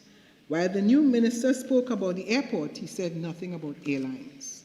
There were no mention of Caribbean Airlines and its strategic routes, no mention of new partnerships, no plan for increased airlift, no destination marketing, no route incentives, and no international promotion of Tobago as a world-class destination. Equally troubling, the minister announced no initiative to attract a new international flagship hotel since they chased away Sandals, those global brands and anchor destinations, and create a pull factor for airlift. Mr. Speaker, it is astonishing that the word cruise ship does not appear anywhere in this budget statement. The cruise industry, which has brought thousands of visitors and millions of foreign exchange, is now being completely ignored. The sector faces serious challenges due to the International Maritime Organization's net zero framework, which compels cruise lines to reduce their carbon footprint and shorten itineraries. As a result, many now operate 5-day cruises that exclude Trinidad and Tobago. Mr. Speaker, we wait patiently to hear what is the government's policy to address this particular issue. The new reality jeopardizes tourism jobs, foreign exchange earnings, and our cruise sector. Yet, there is no mention in the incentives to attract cruise liners, no intent to negotiate, and no plan to mitigate the effects of this shift. While the other Caribbean countries are adapting to remain relevant and competitive, the government has chosen to remain silent. The budget boldly claims that the marine and yachting sector will attract some US $3 billion in 2 years and US $9 billion in 5. Yet, the minister provided no policy, no plan, no feasibility study, no legislative framework, and no PPP agreement. These are not projections, they are fantasies in this fake and fraudulent budget. Mr. Speaker, the minister also spoke of an orange economy and the creation of a carnival city, but no details. Where is this to be located? How will it operate given the government's policy to limit noise in urban areas? What will happen to this sector in the huge increase in the price of alcoholic beverages? Where is the funding and business plan? Cultural tourism requires investment in people and experience, not vague declaration.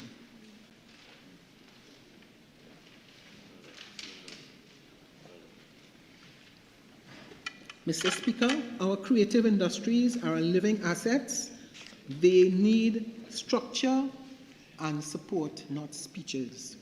Mr. Speaker, having listened to the Minister, that is the most I heard during his contribution as it relates to culture. We know that culture is the heart and soul of Trinidad and Tobago, yet absolutely no plans and projects were submitted by the Honourable Minister as it relates to this area. Mr. Speaker, I would now like to turn to Tobago. Mr. Speaker, like most Tobagonians, I welcome any increase in allocation to Tobago. We on this side will never oppose more for Tobago. However, we will always insist on truth for Tobago.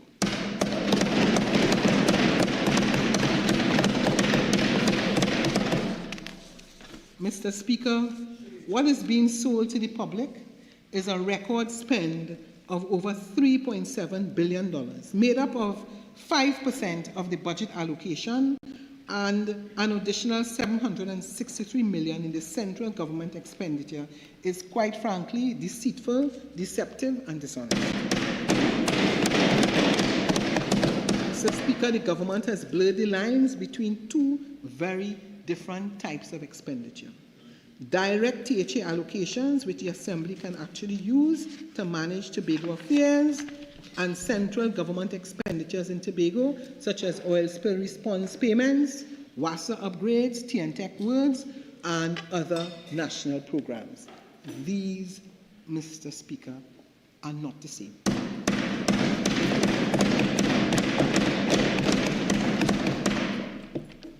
Mr. Speaker, central government projects in Tobago cannot be substituted for the THA's development funds. They do not build Tobago's autonomy, nor do they expand the Assembly's fiscal authority. Mr. Speaker, it was the People's National Movement, both in Trinidad and Tobago, that voted to guarantee Tobago a minimum of 6.8% through the Tobago Island.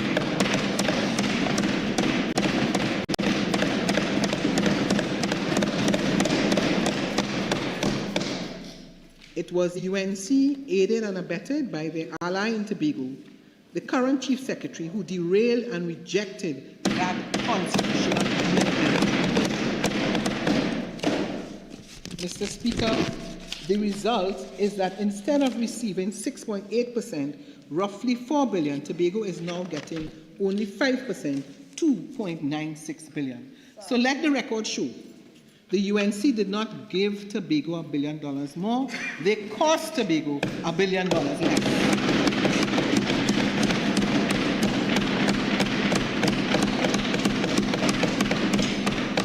Mr. Speaker, this is not the highest percentage the THA has ever received. In 2018, under the PNM administration, Tobago combined allocation, including both direct THA funding and central government spend, represented approximately 6.4% of the national budget.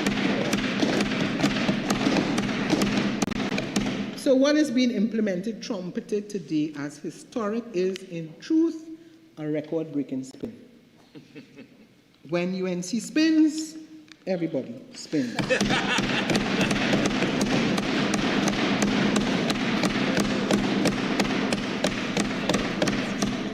Mr. Speaker, the development allocation, which funds Tobago's growth, construction, and investment, actually decreased by $4.5 million from the $205 million to $201.4 million. Mr. Speaker, and this government will have you believe that the People's National Movement over the years has not supported projects and plans for Tobago.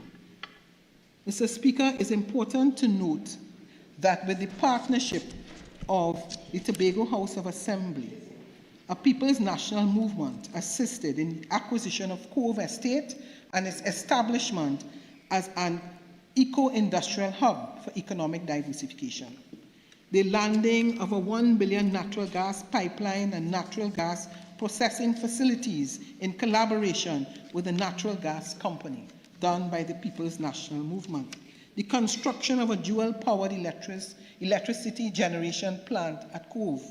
The designation of the Cove Industrial Estate Park as a special economic zone with a view towards accelerating the transformation and diversification of the Tobago economy, financial support for the acquisition and expansion of the Assembly's land bank, construction of the Scarborough and Roxborough hospitals, construction of the Roxborough and Sherborne police station, construction of the Roxborough fire station, construction of the Speyside Secondary, Mason Hall and Goodwood High Schools, introduction of the Inter-Island Fast Ferry Service, and the recent acquisition of 3 new fast ferries, APT James, the Boca Reef, and the Galleons Passage, resulting in the potential growth of the Tobago economy by 25% or 500 million, providing valuable foreign exchange, create direct employment for approximately 1,400 persons. So, Mr. Speaker, let me make it abundantly clear. I want to state emphatically that the opposition is in full support of sustainable tourism development in Tobago. We support the construction of complementary infrastructure in the tourism sector in Tobago, such as a marina, and we are also in support of the Rocky Point Marriott Hotel Development Project, which commenced through the joint efforts of the previous THA administration and the central government. We hope that the current government will reconsider their policy stance on tourism investment in Tobago, given that the leaders of the UNC and the PDP took full responsibility for throwing the Sandals projects out. So, Mr. Speaker, let me make it abundantly clear that the Tobagonians are not asking for any favors, they are asking for value.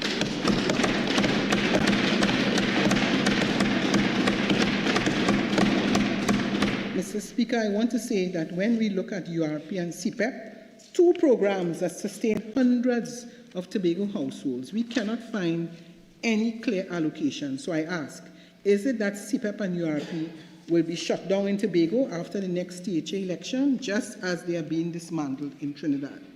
Mr. Speaker, since 2021, the THA administration has received over 11 billion, averaging 2.7 billion per year, more than any administration in the history of the Assembly. Yet our people are asking what has improved under their lives. My information is that over 300 million in development spend has been awarded to contractors outside of Tobago for works that were done in Tobago. The economic effects is devastating. Tobago contractors who previously executed these services now face cash flow crises, and banks are moving to foreclose on long-standing local folks. Mr. Speaker, tourism should be Tobago's economic engine, yet we see real signs of collapse. According to the Tobago Hotel and Tourism Association, international tourist arrivals have dropped, Mr. Speaker, by some 70%, with only 24,500 foreign visitors recorded last year. This decline, confirmed by the THTA president in August 2025, represents an economic and social crisis for the island. Mr. Speaker, we should also be honest about investments in Tobago. The PNM initiated both the Marriott and the Elephant Tree projects. After spending over 25 million on overseas travel, what new bankable investment has the THA secured? To those who once ran Sandals out of Tobago today, I say, as the region embraces similar models, look at St. Vincent, see the opportunities that they have chased away.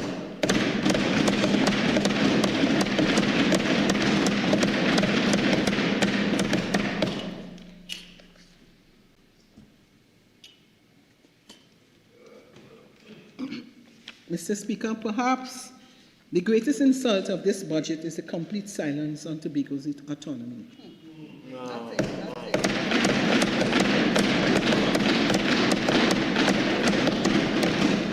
It is clear that the UNC's name is a misnomer. Mr. Speaker, there is no national in the United National Congress, and soon there will be no united.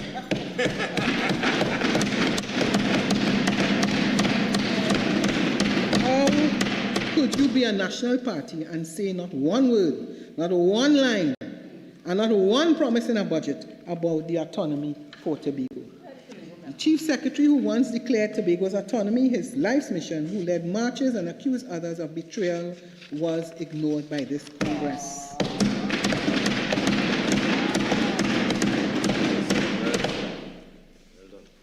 Mr. Speaker, I'd now like to address some issues as it relates to national security. Mr. Speaker, the budget statement was eerily silent about the crime and criminality.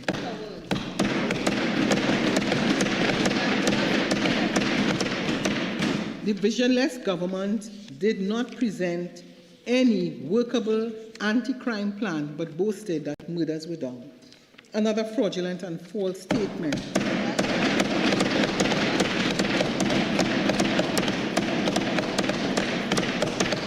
In the face of 10 murders in a 24-hour period, and all within a state of emergency. Since my appointment as leader of the opposition, I gave the country an undertaking that this people's national movement will do, as it has always done in the national interest, cooperate with the government on all initiatives and legislation that will advance the national good of the country. Crime and criminality have been in this country's Achilles heel for decades. From legislative interventions and social programs, criminal justice, and policy reforms, the challenge remains pervasive and the landscape remains fluid. A sustained national effort is the only way to fight this menace, and the petty blame game will take us nowhere very fast.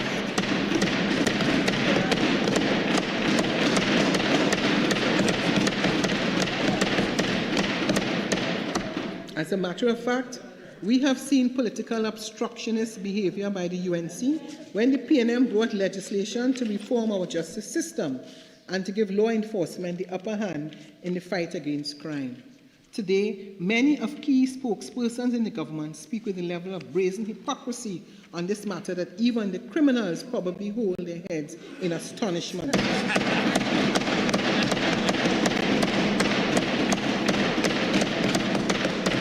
The UNC has played petty politics with crime and on many occasions has refused to cooperate with the previous PNM governments in our efforts.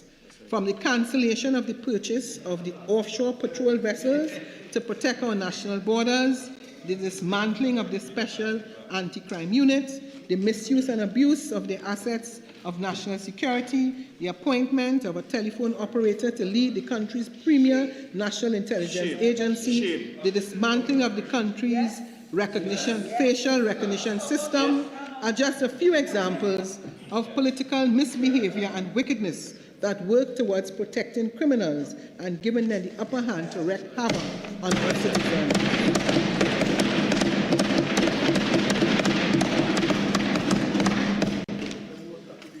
The country must never forget that it was the Honorable Prime Minister who once said, "The war against the criminals is not the war on the seas, but is on the streets." To justify her government's reckless and irresponsible cancellation of a contract for the purchase of high-powered and high-speed naval vessels to protect and secure our nation's porous borders. We must ask ourselves the sobering question, how many lives this has cost the people of Trinidad and our esteemed Caribbean neighbors.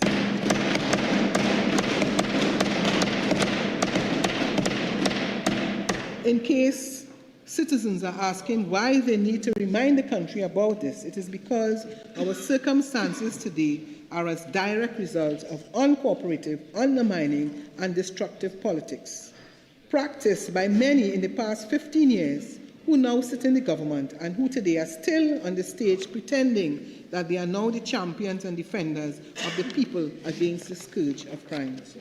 Mr. Speaker, fast forward to today.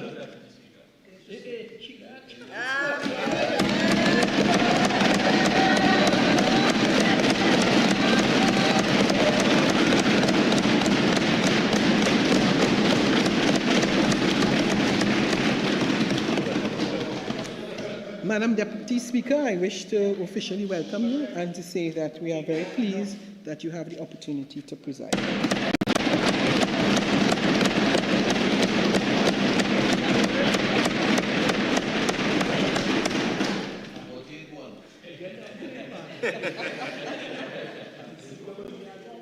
Mr. Speaker, Madam Deputy Speaker, Fast forward to today, since assuming office in April 29th, the government and its ministers, Homeland Security and Defense, have not articulated anything that inspires confidence.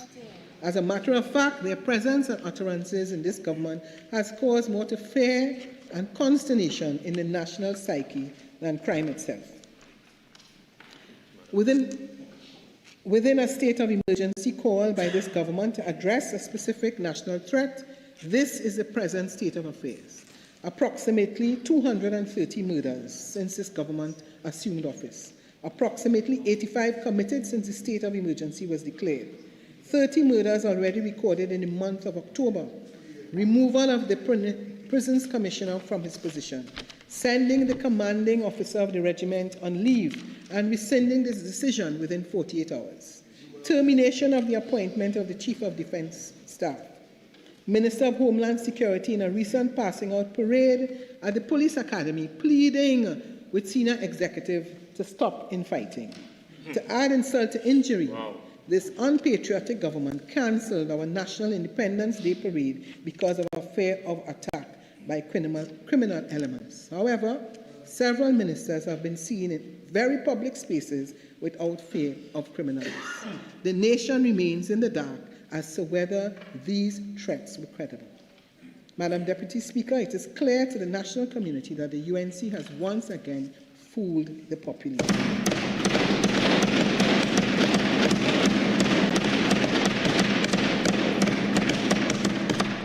Madam Deputy Speaker, they have no obvious plans to tackle crime from its root causes and are unable to demonstrate that it will do so differently from the previous PNM government.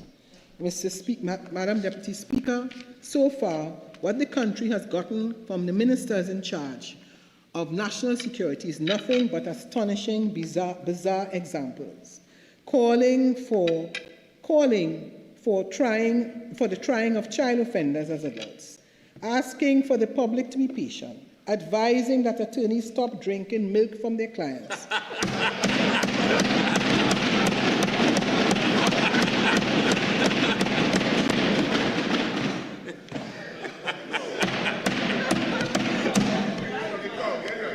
Invoking Standing Orders 27-1 to evade answering questions on serious national security issues.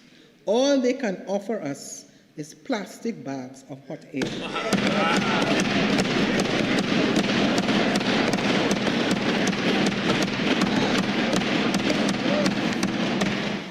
Madam Deputy Speaker, these are certainly frightening times and the road ahead will be bumpy and rough.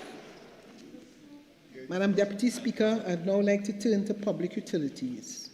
The Honourable Minister of Finance boldly mentioned and boasts about projects completed during the UNC's 5 months in office in the water sector.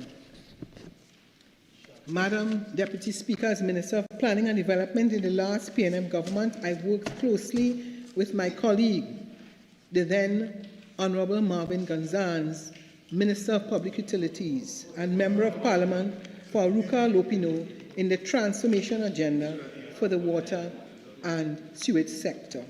As part of this transformation roadmap, we secured funding from the Ministry of Finance through the development programs and the Inter-American Development Bank for a suite of projects that saw water flowing in communities for the first time.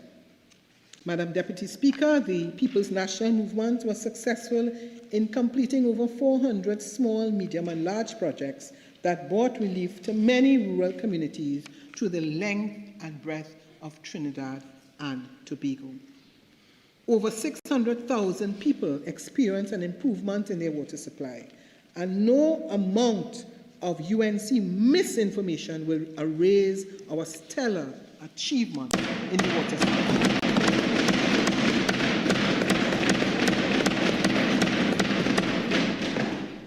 Madam Deputy Speaker, we are aware that there is still work to be done in the water sector, but the foundation has been laid.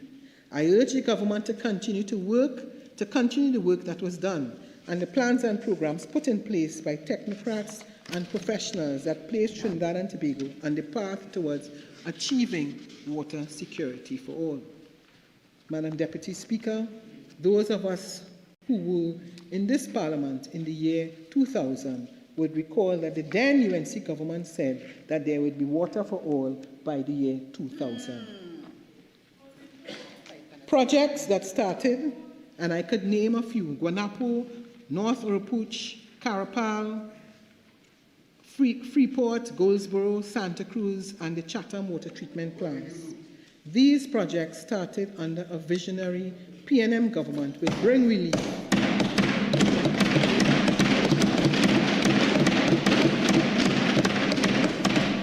to the citizens, and we expect to hear that this UNC government will carry through with them for the good of all. The undermining and demonizing of the transformation agenda for narrow political gains has already reversed years of hard work by true patriots in the sector, and the country has already started paying the political price. Mr. Speaker, no amount of press releases to fool the people will bring about water relief. It was hard work, fairness, and a commitment by the PNM to take on difficult decisions and undertakings will secure our water future. Madam Deputy Speaker, although the budget was silent on climate change and any matters relating to the environment, its impact on the water surface and groundwater resources is already bearing down on our citizens, and the government has said nothing that points towards a direction that inspires hope.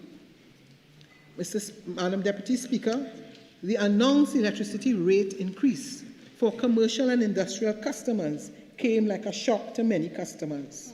This is the same government that campaigned and promised that there will be no electricity rate increase in Trinidad and Tobago. And in August this year, the Minister of Public Utility boasted that the government has rejected the last RIC report, which was submitted to the last PNM cabinet and was under consideration. The PNM government gave no undertaking save to say that whatever decision may be taken, the poor and the vulnerable will be insulated.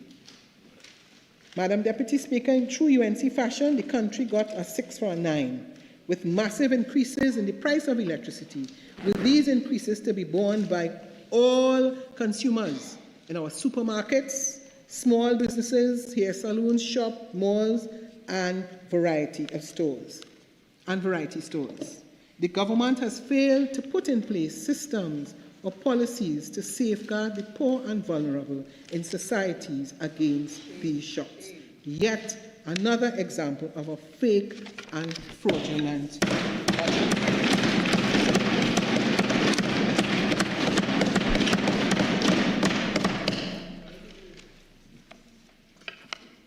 As it relates to education, Mr. Speaker, Madam Deputy Speaker, my apologies. Under the People's National Movement, education stood as a pillar of employment and opportunity. We invested in our students, protected the vulnerable, and built a system that worked for every child. Under this government, that legacy has been destroyed. Our education system has been gutted, neglected, and left visionless.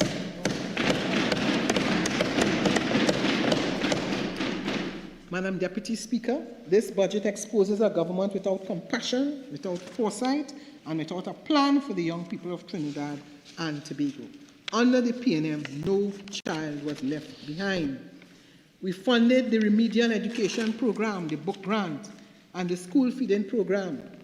Under the UNC, those very programs have been cut. The remedial education program was reduced by $4.4 million. The book grant was completely removed, leaving 20,000 students without help.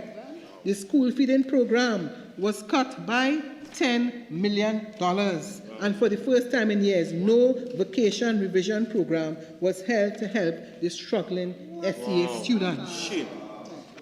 Madam Deputy Speaker, this is not policy, this is punishment. Wickedness.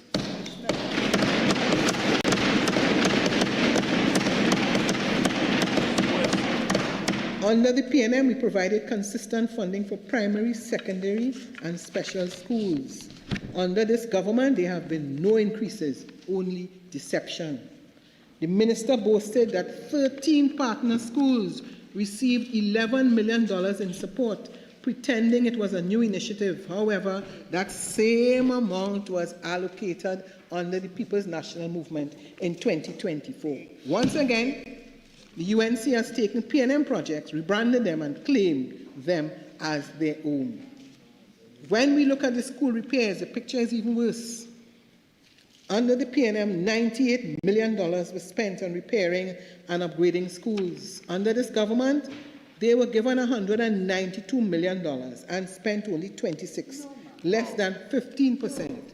Then even received an additional $83 million in the mid-year and still failed to use it. Madam Deputy Speaker, schools had to turn to the regional corporations for help to reopen. One school was forced into a shift system because there was no furniture even after the Ministry of Education delayed opening by a week. This, Madam Deputy Speaker, is incompetence and failure.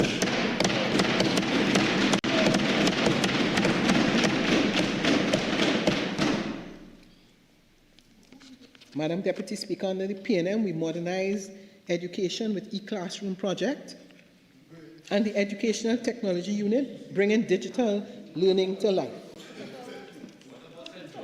Under this UN, you will speak during your time, don't worry.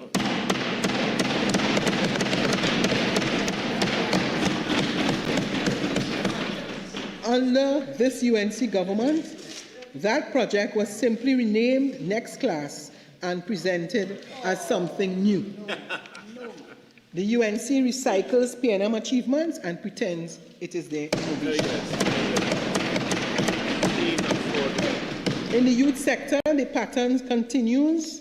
New funding was cut by $45 million.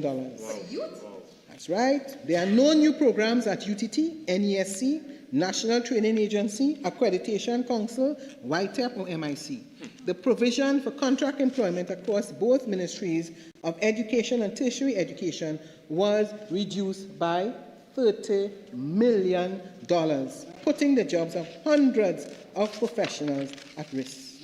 Madam Deputy Speaker, this government has not only cut funding, but it has also cut hope. Under the P&M, we built educational opportunities. Under the UNC government, they built excuses. They have dismantled what worked, silenced what mattered, and betrayed the young people of this country. This budget is not about building a nation, it is about breaking one. It is a budget of broken promises, misplaced priorities, and fake deliveries.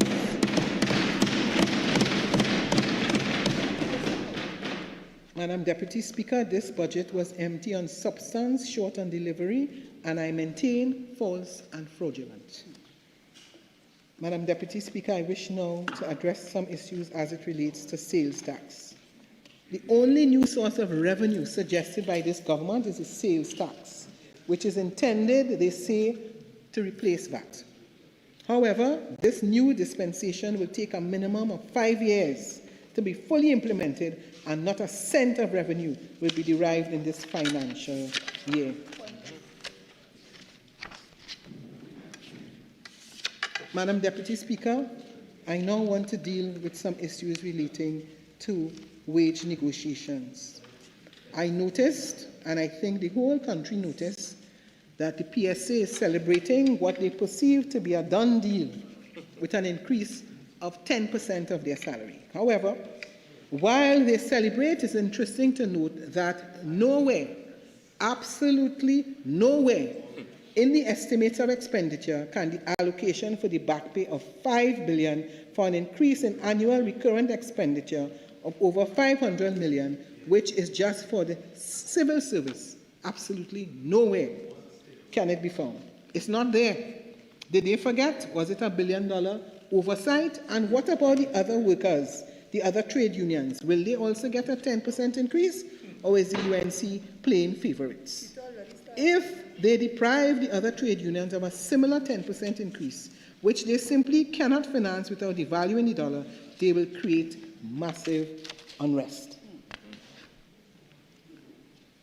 Madam Deputy Speaker, the Minister, as it relates to contract employment, outlined a policy of transition of fixed-term contracts to the permanent establishment, but let slip that only 40% of existing contract positions are targeted for this transition. Apart from the fact that creating permanent positions on the civil service establishment is a complex undertaking that can take years to complete, what will happen, Madam Deputy Speaker, to the other 60% of contract workers? Will they be terminated and sent home? This will be another 10,000 workers who can lose their jobs. In this context, I say to workers, watch out. Your contract positions will now be filled. Of course, as they said, when UNC wins, everybody wins. But just wait to see, yes, just wait to see who will fill those positions. Whether it be friend or family.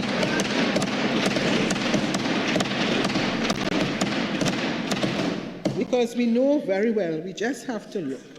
On the one hand, they tell us that CPEP and URP has been closed. But yet still, we know that they have already hired certain persons to management positions in those programs. So let us wait and see, because the evidence is going to be made public, whether in truth and in fact, those URP programs have really been closed. Madam Deputy Speaker, I'd now like to talk about the development program. The development program, or PSIP, is estimated at 4.1 billion, or 6% of total expenditure. Is it enough? Can all those promises be fulfilled? Will the population be given full disclosure on the areas of new revenue streams as bandied about boastfully during the election campaign? What are these new revenue streams? Are they part of the development program? Are they part of the recurrent expenditure? Or are they a figment of somebody's fertile imagination? While destroying the TTRA, no mention was made of any new significant streams. As we all know, Madam Deputy Speaker, the PSIP is designed to promote growth, to generate employment, and of course to attract investment. No mention of how the PSIP will be used. Madam Deputy Speaker, and I therefore want to return to certain matters as it relates to URP and CPEP. And I want to say that after mistreating and brutalizing the CPEP and URP workers for months, the Minister of Finance on Monday finally killed those programs and indicated that the Prime Minister will perform the final rites. This is the ultimate betrayal of workers who have been told that they would be getting back their jobs in a short space of time. As a matter of fact, on the one hand, they spoke about an audit, and on the other hand, they spoke about opening a new company. Now, I hope that the CPEP and URP workers are very clear what was always the intention of this government. These workers who the government put on the breadline with an expectation that this would be temporary have found out that there is no prospect of being rehired. Another fake and fraudulent promise.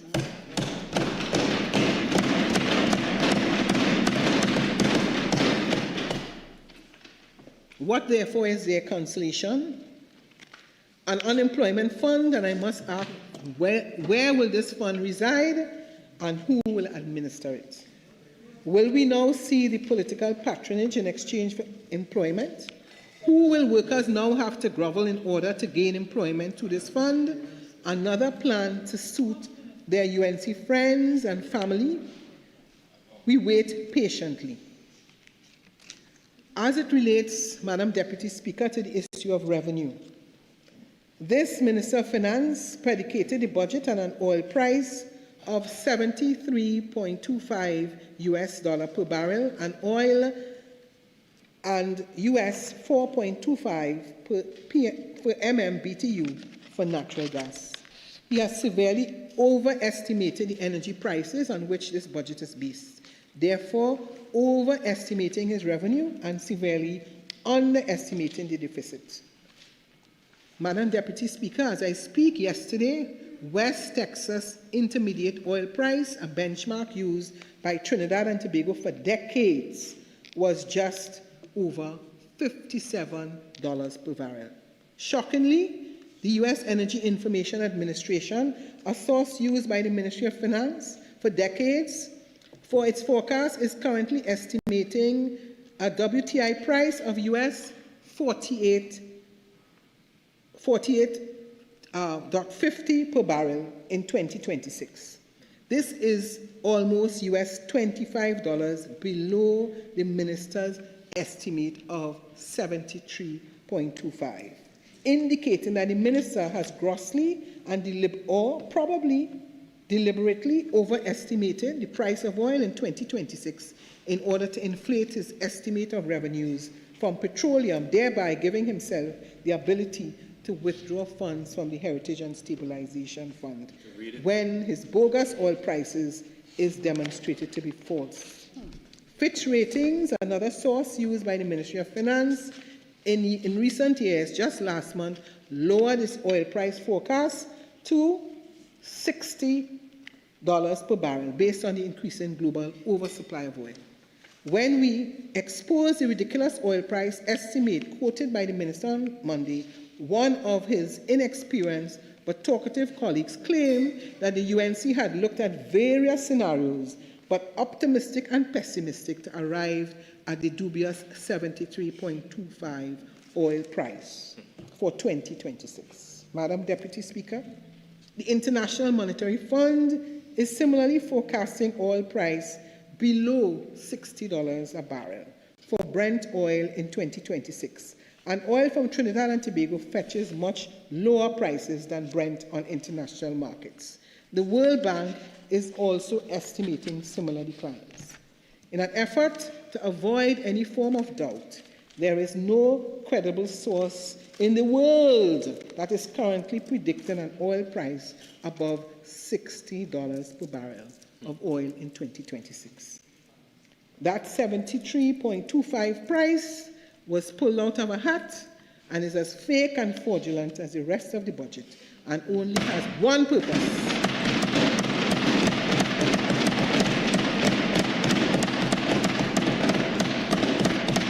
that is to falsely inflate the estimates of energy revenues in order to meet the HSF rules for withdrawal of billions of dollars from the HSF. Madam Deputy Speaker, as it relates to the analysis of fiscal measures, after inheriting an economy that was growing year on year, this government successfully flattened and brought our economy into stagnation in 5 months. 5 months. The review of the economy 2025 produced by this Minister of Finance is estimating a minus 0.8% contraction in the economy in 2025, a complete reversal of the growth curve of previous years.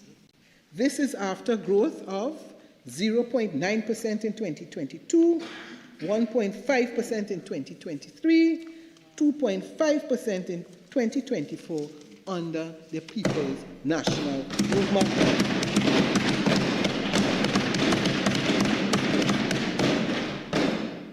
Madam Deputy Speaker, nothing in this budget is designed to address our stagnating economy, stimulate growth over the next year, and provide the groundwork for an economic recovery. This is purely a budget of delusion.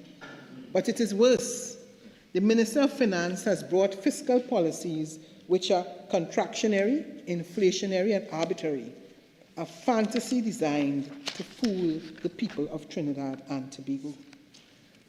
Madam Deputy Speaker, while this government congratulates itself, businesses will be reeling from increased taxes, surcharges, fees, price, and double cost at the port. In haste to extract revenue, this government has put the business sector under immense pressure, sent up costs, and has set the stage for stagnation to turn into a full-blown recession. And these new draconian and punitive taxes are so hypocritical. In 2020, the Prime Minister, who was then the leader of the opposition, proudly declared, "You cannot tax a nation into prosperity.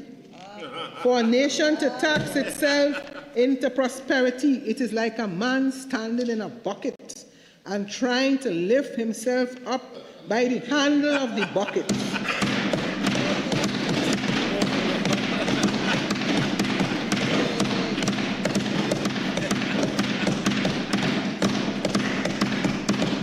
A UNC government will lower tax and put money back into the pockets of citizens. Yes, one is lowering taxes. Look at the said UNC government and the said Prime Minister, tax after tax after tax. Hypocrite. Who do you think will bear the brunt of these increased costs for businesses? The increase in electricity rates, the industrial and commercial users will be certainly transferred to consumers. People will feel the pinch in every purchase, increase in every freight, will increase in every price of all imported goods. LPG increase will impact restaurants and small food businesses alike. But then, stay home and cook.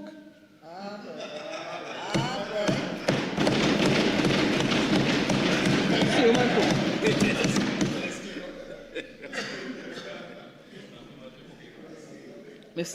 Madam Deputy Speaker, the banks have already stated that it is the customers who will pay the increased taxes charged to them. Yep. With alcohol taxes doubled, we'll probably, in many communities, see bars closing down. This country, as persons now curtail their consumption, the UNC, the Grinch that killed Christmas, limes and a killer of carnival banks.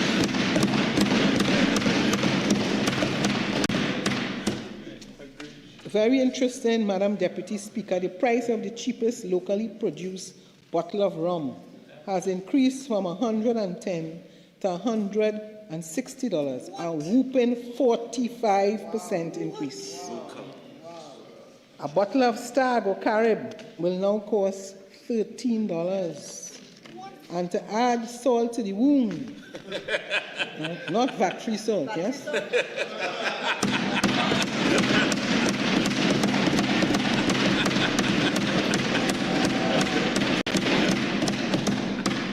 As his colleagues banged their desks and shouted that this punishment for our citizens was a win for everyone, the minister described these huge increases, ranging from 30 to 50%, as small. So out of touch are these elitists with ordinary man in the street. It is clear an analysis of these measures indicate it will only stymie business growth and investment and increase prices for consumers. These are clear examples of the contractionary and inflationary fiscal policies in an economy that is stagnating. These policies are not the recommended approach. But the new Minister of Finance will not even admit under his tenure the economy has taken a turn for the worse. So he is obviously in denial. Madam Deputy Speaker, I'd now like to deal with some fiscal measures. Let me briefly review some of the fiscal measures and their implications. Levy on banks and insurance companies. 0.25% asset levy on total assets of commercial banks and insurance companies. This will automatically and immediately increase all bank fees to customers. Commercial banks do not have a history of absorbing costs and will pass it on immediately to customers. The Prime Minister said the government will intervene to avoid this possible scenario. The question now becomes how and through what mechanism. And I think every Trinidadian and Tobagonian is waiting eagerly for the intervention and the solution. As it relates to the landlord business surcharge, new registration and requirement for all landlords with the Board of Inland Revenue. This will lead to an immediate increase in rents through the country of all tenants. In addition, since it is going into the consolidated fund, this new tax deprives local government corporations of badly needed funds to maintain local infrastructure and amenities. Of course, Madam Deputy Speaker, the dreaded word, property tax, which we have not heard about. And we know that of the 55 Commonwealth countries, 49 have some form of property tax. It is considered an essential mechanism for collecting taxes to fund local government bodies. So notwithstanding the fanfare, the Honourable Minister of Finance was clear. He only halted the implementation of the property tax. It is important for all citizens to know that that piece of legislation is not repealed and therefore still stands as part of the legislative framework. Where, therefore, does he leave property holders, especially those who are selling property, and giving an undertaking to ensure that their property is properly conveyed? And what is the surcharge on property owners who rent their properties? It is not calculated on the net income derived from the rental of property, net of expenses. It is calculated on the gross value of the rental, which is penal. What about the corporations and or individuals that currently rent properties and already tax their income? They too are landlords and now are subjected to another tax at the same income. Similarly, many retirees rent out their properties to supplement their retirement income if they have any and must now pay surcharge too. Madam Deputy Speaker, what hypocrisy. As it relates to the electricity surcharge, a fixed of 0.05 per kilowatt hour surcharge on commercial and industrial users. The increase in electricity rates will be passed on to consumers through food, groceries, manufactured products and services. Our manufacturers stand the risk of losing their competitiveness in the CARICOM market and further abroad. As it relates to the increase in excise duties, fees and charges, alcohol and tobacco-related industries will face difficult times. This will have serious negative effects on the tourism industry in this country, since with this move, alcohol is now much cheaper in all the Caribbean islands than that of Trinidad and Tobago. Trinidad and Tobago was already struggling to compete with other countries that have a much better tourism product. Several bars and restaurants could very well be facing imminent closure. As it relates to the new National Investment Fund bond, when the first NIF bond was issued under the PNM, the Honourable Prime Minister and then Leader of the Opposition described the NIF as a dangerous and risky fraud and told her supporters to resist it because, according to her, it was a Ponzi scheme. Madam Deputy Speaker, this is yet another 360 degrees turn, similar to the dragon gas. Let them say what they want. NIF 1 and NIF 2 are major success stories of the People's National Movement.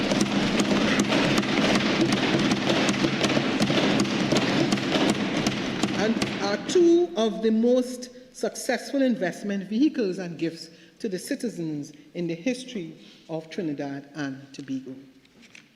Madam Deputy Speaker, as it relates to higher penalties for traffic offences, the government has virtually scrapped the demerit system introduced by the People's National Movement, which had reduced rate fatalities and road accidents significantly, but now, in yet another flip-flop, wants to implement huge penalties for traffic offences as a revenue-generating mechanism. Yes.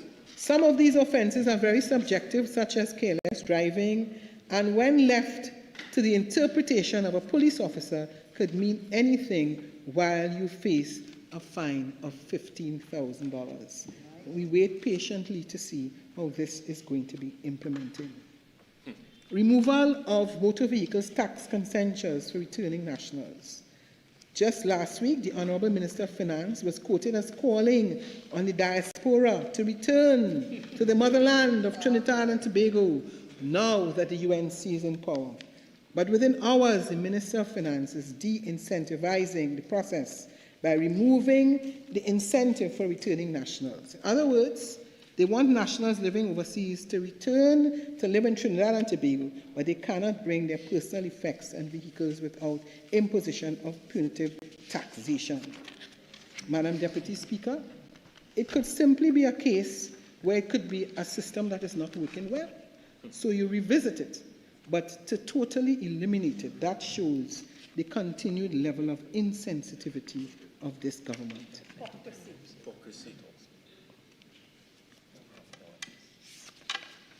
As it relates to the adjustment of the LPG subsidy, Madam Deputy Speaker, this will have an immediate impact on small businesses who sell food like Doubles, Corn Soup, Bacon Shack, all the fast food outlets, restaurants, parlors, cafes, roti shops, and a myriad of caterers who sell food to the working people, which must lead to an increase in the price of these food items. The Honourable Prime Minister, who has a habit of making spontaneous statements, was quoted as saying that not many people use the £100 cooking gas cylinder for business purposes. Madam Deputy Speaker, that is absolutely false. As it relates to the National Insurance System reform, again, the Honourable Prime Minister, when in opposition, as opposition leader, stated on the campaign trail, any discussions about changing the retirement age, and I'm quoting, any discussions about changing the retirement age would need serious consultations and should be the option preferred by the majority. And should that be the option preferred by the majority, it should be the one by choice. That is to say, those who wish to go home by 60, fine. Those who wish to go home by 65, fine. But you can't tell a man, work his entire life, put his savings in the NIS every week, every month, and you come to tell him now, sorry, sir, you can't get it. You have to wait until 65. You cannot continue like that. That's right. In actuality, this measure will add 3% to the national insurance contributions in 2026 and another 3% in 2027, thereby increasing the NIS contribution rate from the present, increasing the NIS contribution rate from the present 13.2% to insurable income to 19.2% of the insurable income by 2027. Is double what was discussed by the PNM and would lead to a 45% increase of the NIS contributions. And of course, if that is not true, Honourable Minister of Finance, you can say that in your winding up. Okay. For the average worker earning $7,500 per month, this will increase their monthly contributions from $350 per month, $350 to $500 per month. Wow. This wiping out an illusionary win, as stated by the UNC. Further, the Prime Minister, as leader of the opposition, said emphatically that before any increases in the retirement rate is implemented, consultations must be conducted with the population. I want to ask the Honourable Prime Minister whether any consultations was done. None. However, no consultation on increasing the retirement age and reducing NIS pensions with any affected stakeholder or any working person.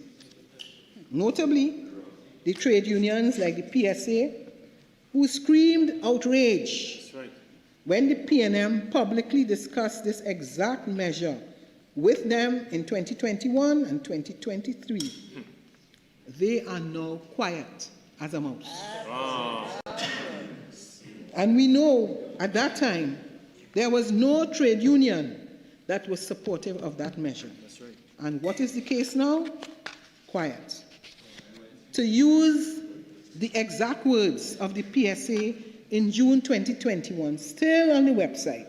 Still on their website. If you go today, it is there. Wow. No to retirement age at 65. Wow. Government ministers, shame on them for suggesting an increase in the retirement age.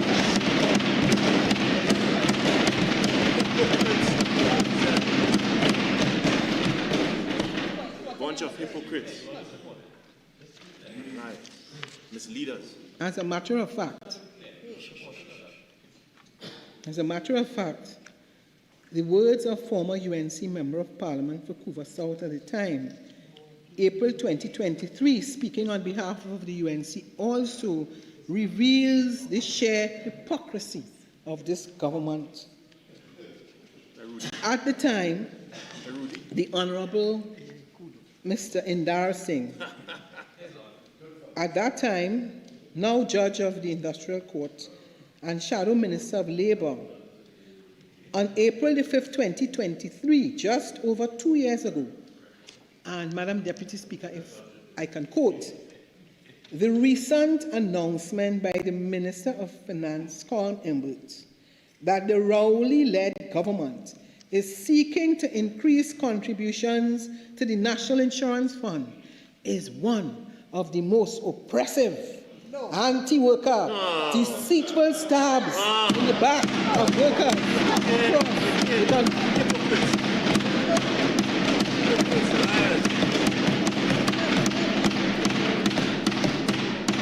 Deceivers. The People's National Movement has made mention of a consideration to increase the retirement age, another measure which I vehemently and totally reject. Wow.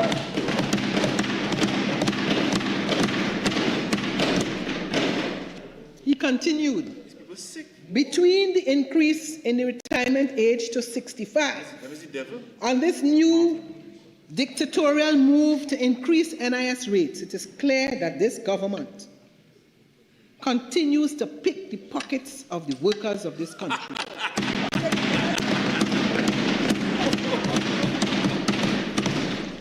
More so, an increase in contribution rates means that all businesses have to pay more to the NIS fund.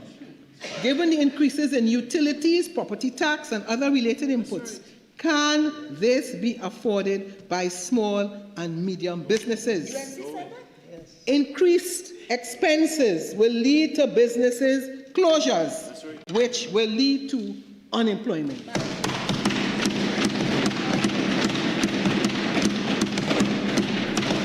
Madam Deputy Speaker, at that time, the People's National Movement had started the discussions and started the consultations.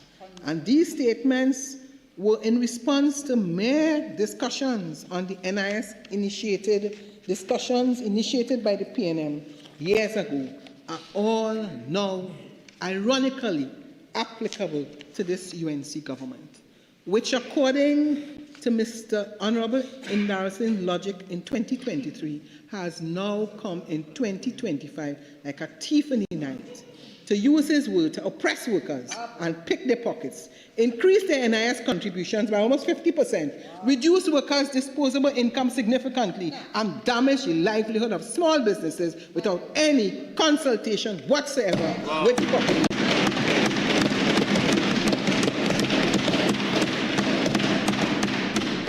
And then they want to market to you when UNC wins, workers win. Totally misleading, fraudulent. Madam Deputy Speaker, I now want to turn to agricultural incentives. The Honourable Minister of Finance made a loud boast about removing VAT on agricultural equipment. However, because of the PNM's policy on the agriculture sector, this sector is already a VAT-free sector. Something the minister should know. This is just smoke and mirrors, garbage, and by the Honourable Minister of Finance. As it relates to one of their big marketing strategies, VAT removal on basic food items. They promised to give the population another UNC win by removing VAT on vegetables like cucumber, Cabbage, lettuce, cabbage, and tomatoes, salt. coconut water, cabbage. Is absurd, and it shows that somebody clearly misled the Minister of Finance. The items that he mentioned fall into the first category of zero-rated items published by the People's National Movement government in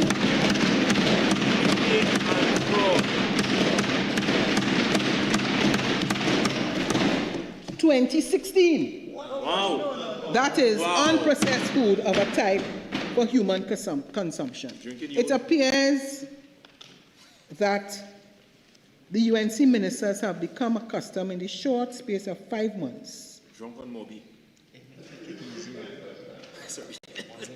of going to places where they do not have a clue that all of these items that they're boasting about already have VAT removals. Wow.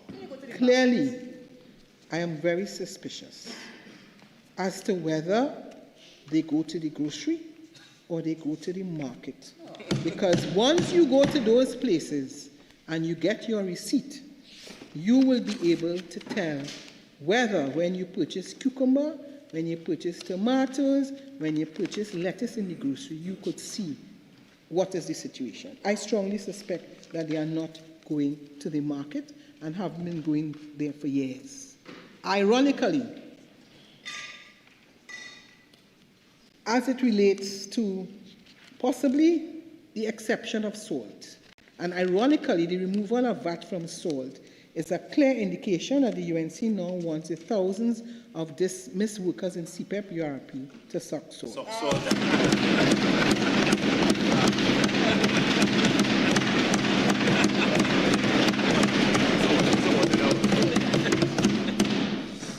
Suck salt. Drink Moby. Salt suckers. Madam Deputy Speaker, before I conclude, as the first female leader of the People's National Movement,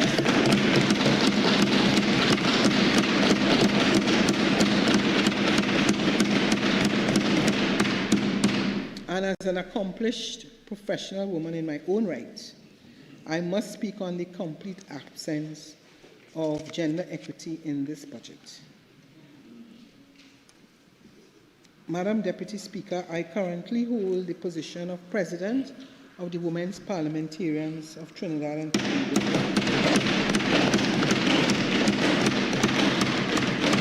I take note of the fact that a lot of my colleagues on the other side, for whatever reason, has refused to participate in this organization, which is a strong advocate for gender-based budgeting, which is a process that utilizes fiscal policies to promote gender equality. Madam Deputy Speaker, many parliaments all over the world have taken decision to establish women parliamentarians on both sides of the divide. And I hope that it is something that this government will reconsider. Because it does not mean that you have to change your policy on any of your issues. All it means is that women on both sides of the aisle can discuss matters that impact positively on women. Gender-based budgeting, through gender-based budgeting, the gender gap in government policy can be better addressed to serve the specific needs of men and women alike. In consideration of this gender-based approach, I am compelled to ask, what is the gender impact of these allocations, and is there a gender equity component in this budget? With women facing additional barriers in the workplace, The creation and support for childcare centres and homework centres could increase female labour force participation. Why isn't this mentioned in the budget statement? Given the drive towards digitization and the underrepresentation of women and girls in STEM, where are the policies to channel girls towards these higher paying fields without growth opportunities? These are just a few policy considerations I would like to raise, Madam Deputy Speaker. The budget made no mention at all of that word gender. Madam Deputy Speaker, in the last couple of minutes that I have, I want to use the opportunity to deal with some matters relating to my constituency. Madam Deputy Speaker, I would like to continue to thank the people of Arima for the opportunity that they have given me to serve them.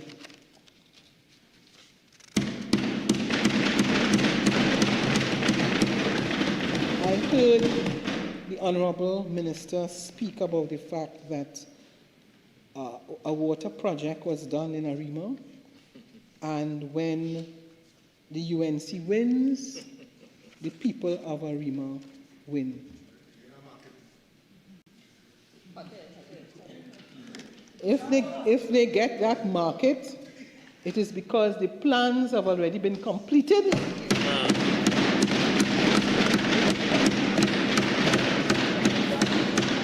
And like all the other projects, you all simply take it and then take the credit. All right, don't get too excited. I want to say that I know the Honourable Member for St. Augustine gets a little excited every time she hears Arima.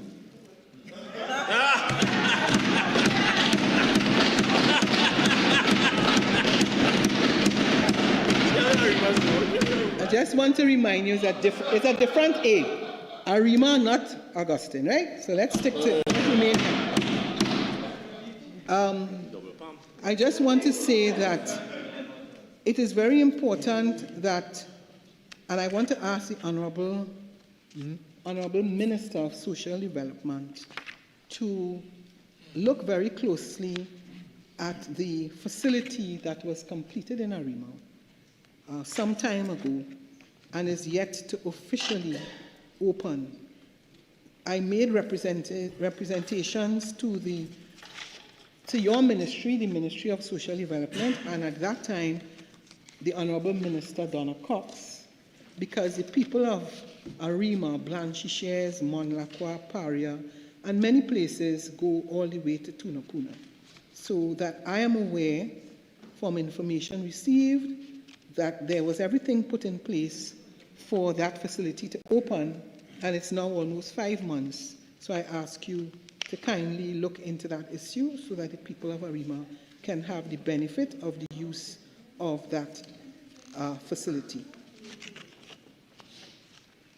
I want to also say that under the People's National Movement, the constituency of Arima became the first smart city in the Caribbean, implemented through the Ministry of Housing and the Inter-American Development Bank.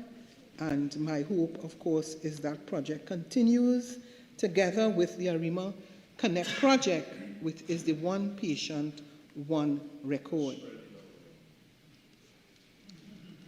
Thanks to the PNM administration, and I know the Honourable Member for St. Augustine doesn't agree with me, but we have delivered the state-of-the-art Arima Public Hospital.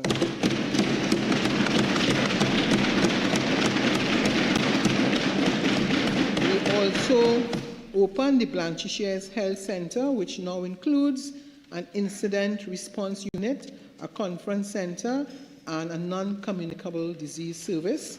And I say thanks to my former colleague, former Member of Parliament for St. Joseph, the Honourable Terence Dial Singh. In 2025, the centre received a portable ultrasound machine, improving the diagnostic care of rural residents, and I'm sure all of you agree that challenges exist from time to time for rural communities. Madam Deputy Speaker, I'm proud to report as well that the People's National Movement has upgraded the Blanchisseuse and the Lafayette fishing facilities. I have not seen any further allocation in the budget to complete the Blanchisseuse facility, but I will be writing to the Honourable Minister to ensure that that facility is completed.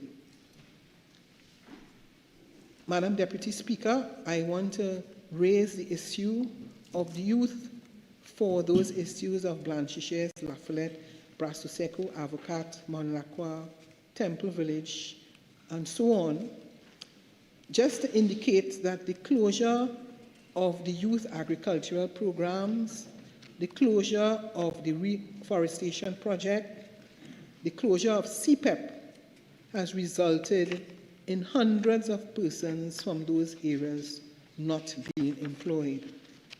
And I have said to my many constituents who, in some instances, as the Member of Parliament for St. Augustine said, voted for the UNC, they now realize that a vote for the UNC was not a vote for many people who live in the constituency of Arima.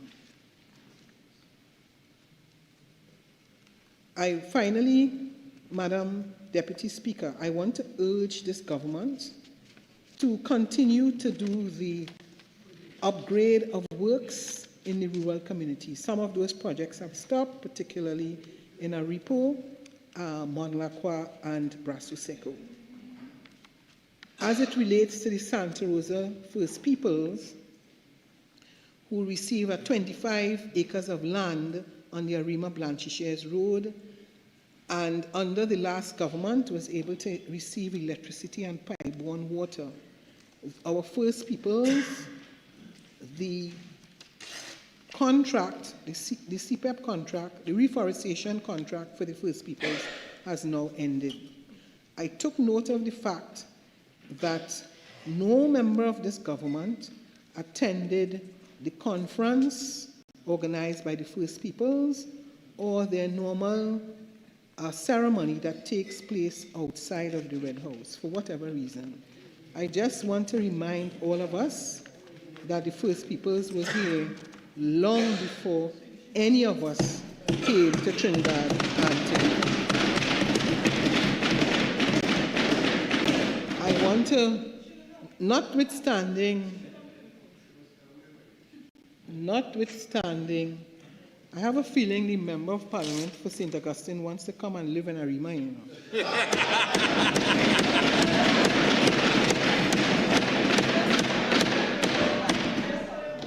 No double palm there.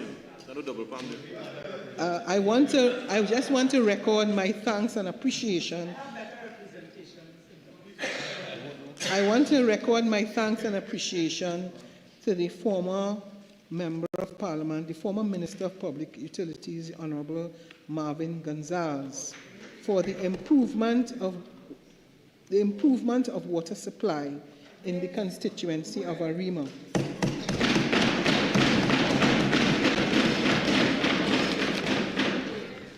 The Aripo Water Treatment Plant, the Gonapo Water Treatment Plant, and the Community Water Improvement Program.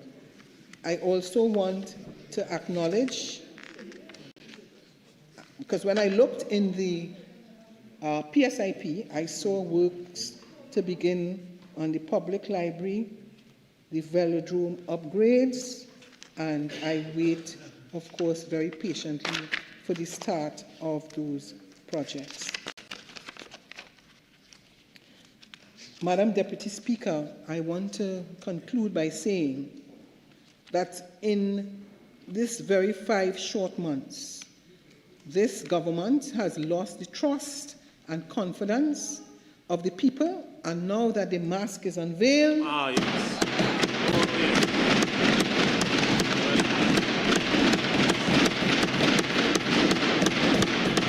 the true plan is at hand, the people are realizing they are taking us to a place where no one wants to go. That's right. Madam Deputy Speaker, in 5 months, the government has attempted the following: to completely destroy our National Independence Day celebrations, to completely destroy our nation's achievement of independence, to completely destroy our Republican status, to destroy relations with our CARICOM neighbors, to destroy our Caribbean region as a zone of peace. And in 5 months, the government has fired the board of directors of every state enterprise and every statutory body. In 5 months, the government has tried its best to destroy our racial and ethnic harmony. They have tried to promote... Madam Speaker, Deputy Speaker, Standing Order 48-6.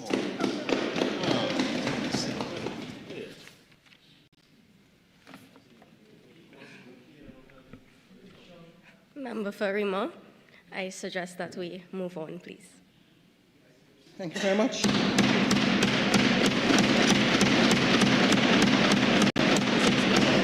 Madam Deputy Speaker, we will not support a social crisis brought about by targeting the poor and the vulnerable. We will not support forced austerity in this country and hardship it is causing. The PNM will not support attacking small, medium, and big businesses. The PNM will not support fiscal incompetence and clueless ministers. The PNM will not support the depletion of our forex reserves while misleading the population about cartels. The PNM will not support a devaluation of our dollar.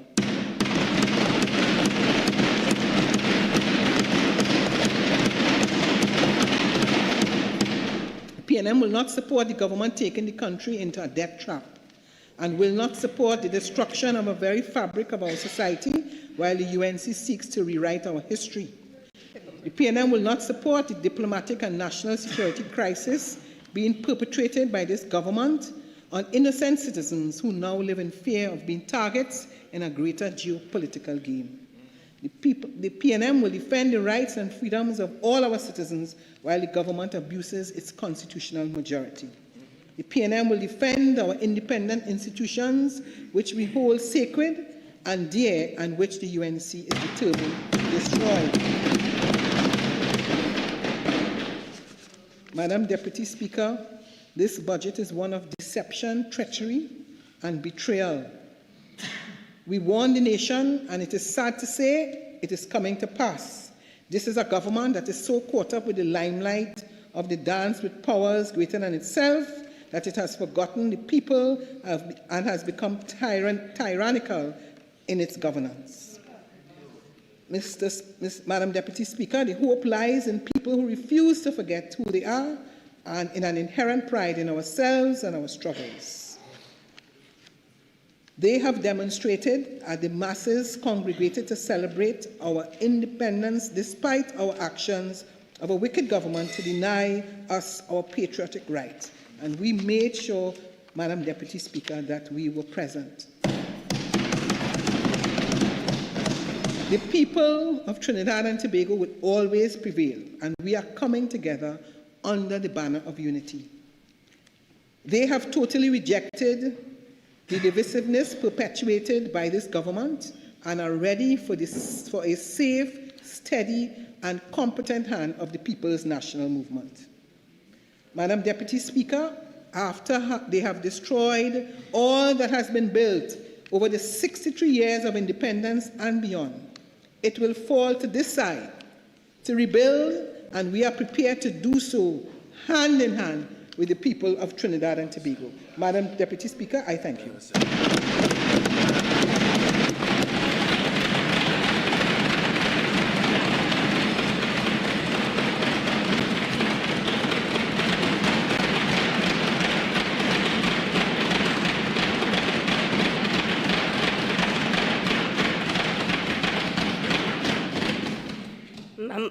Member for Rima, I thank you for your contribution and your response to the 2026 budget reading. Honourable members, I have an announcement to make. On Monday, 13th October 2025, I received a matter of privilege from the member for Couva South in accordance with Standing Order 32-2. The member for Couva South sought leave to raise the following matter. During the sitting of the House of Representatives on Friday, 10th October 2025, members of the opposition bench staged a parliamentary walkout, which was followed by a subsequent statement on their actions by the leader of the opposition and member for Arima. The member for Couva South submitted that under the letterhead of the leader of the opposition on 10th October 2025, the following public statement was issued, and I quote, "After months of enduring bias and prejudicial behavior from the presiding officer of the lower house, all members of parliament on the opposition bench were left with no choice but to leave today's sitting. The pattern of unfair treatment and rulings has continued unchecked and unaddressed. It is now beyond question to unbiased observers that the current Speaker of the House has failed in his duty to act impartially and to uphold the Constitution and the standing orders of Parliament. Since assuming the chair, the Speaker has consistently rejected the majority of urgent questions and the Prime Minister's questions filed by the opposition. His refusal to maintain established precedent on supplemental questions is a direct challenge to accountability and transparency in the conduct of the people's business. Another constant feature of recent sittings has been the uneven and unbiased application of the standing orders.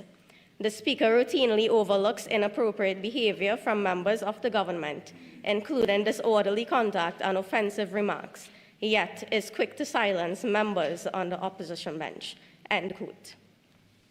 The Member of Parliament for Couva South has raised the matter of privilege based on the submission that the member for Arima attempted to bring into disrepute the independent democratic work of the House of Representatives in the eyes of the public for political gain by questioning the independence of the presiding officer. The member for Couva South submitted that this was an act of, and I quote, "constructive contempt against the House of Representatives, breaching the privilege of the House as the member's actions seek to obstruct and tarnish the democratic as well as independent management, presiding and rulings of the presiding officer. Members, since receiving this on Monday the 13th, I have undertaken significant research and analysis. Members, today I am prepared to rule on this critical matter. Members, the House of Representatives and the Parliament as an institution represent the foundation of democracy. Democracy, whether what side of the aisles we stand, must always be preserved. Preserving democracy means protecting the independence of our Parliament in the public eyes, as well as the operations of its duties. It has always been a precedent of our republic and past parliaments to never bring the presiding officer into the realm of political attacks or aspersions, based on the foundation of protecting the dignity of our parliamentary institutions.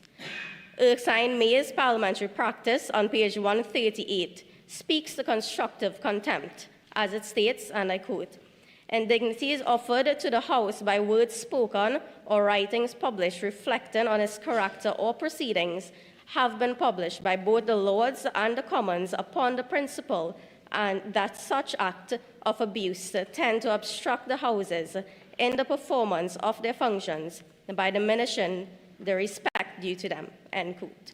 So, honorable members, in deciding whether a prima facie case of contempt has been made out, the chair must carefully consider the facts alleged and all the information placed before her.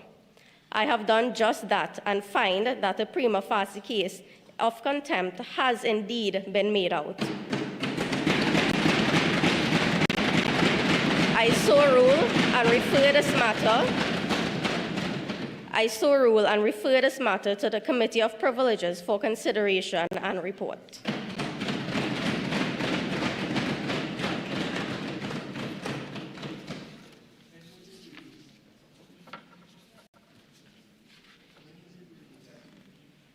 Members, I now suggest that we postpone the House until 2:17 p.m. Suspend Yes, we suspend the House for the lunch break and we return at 2:17 p.m.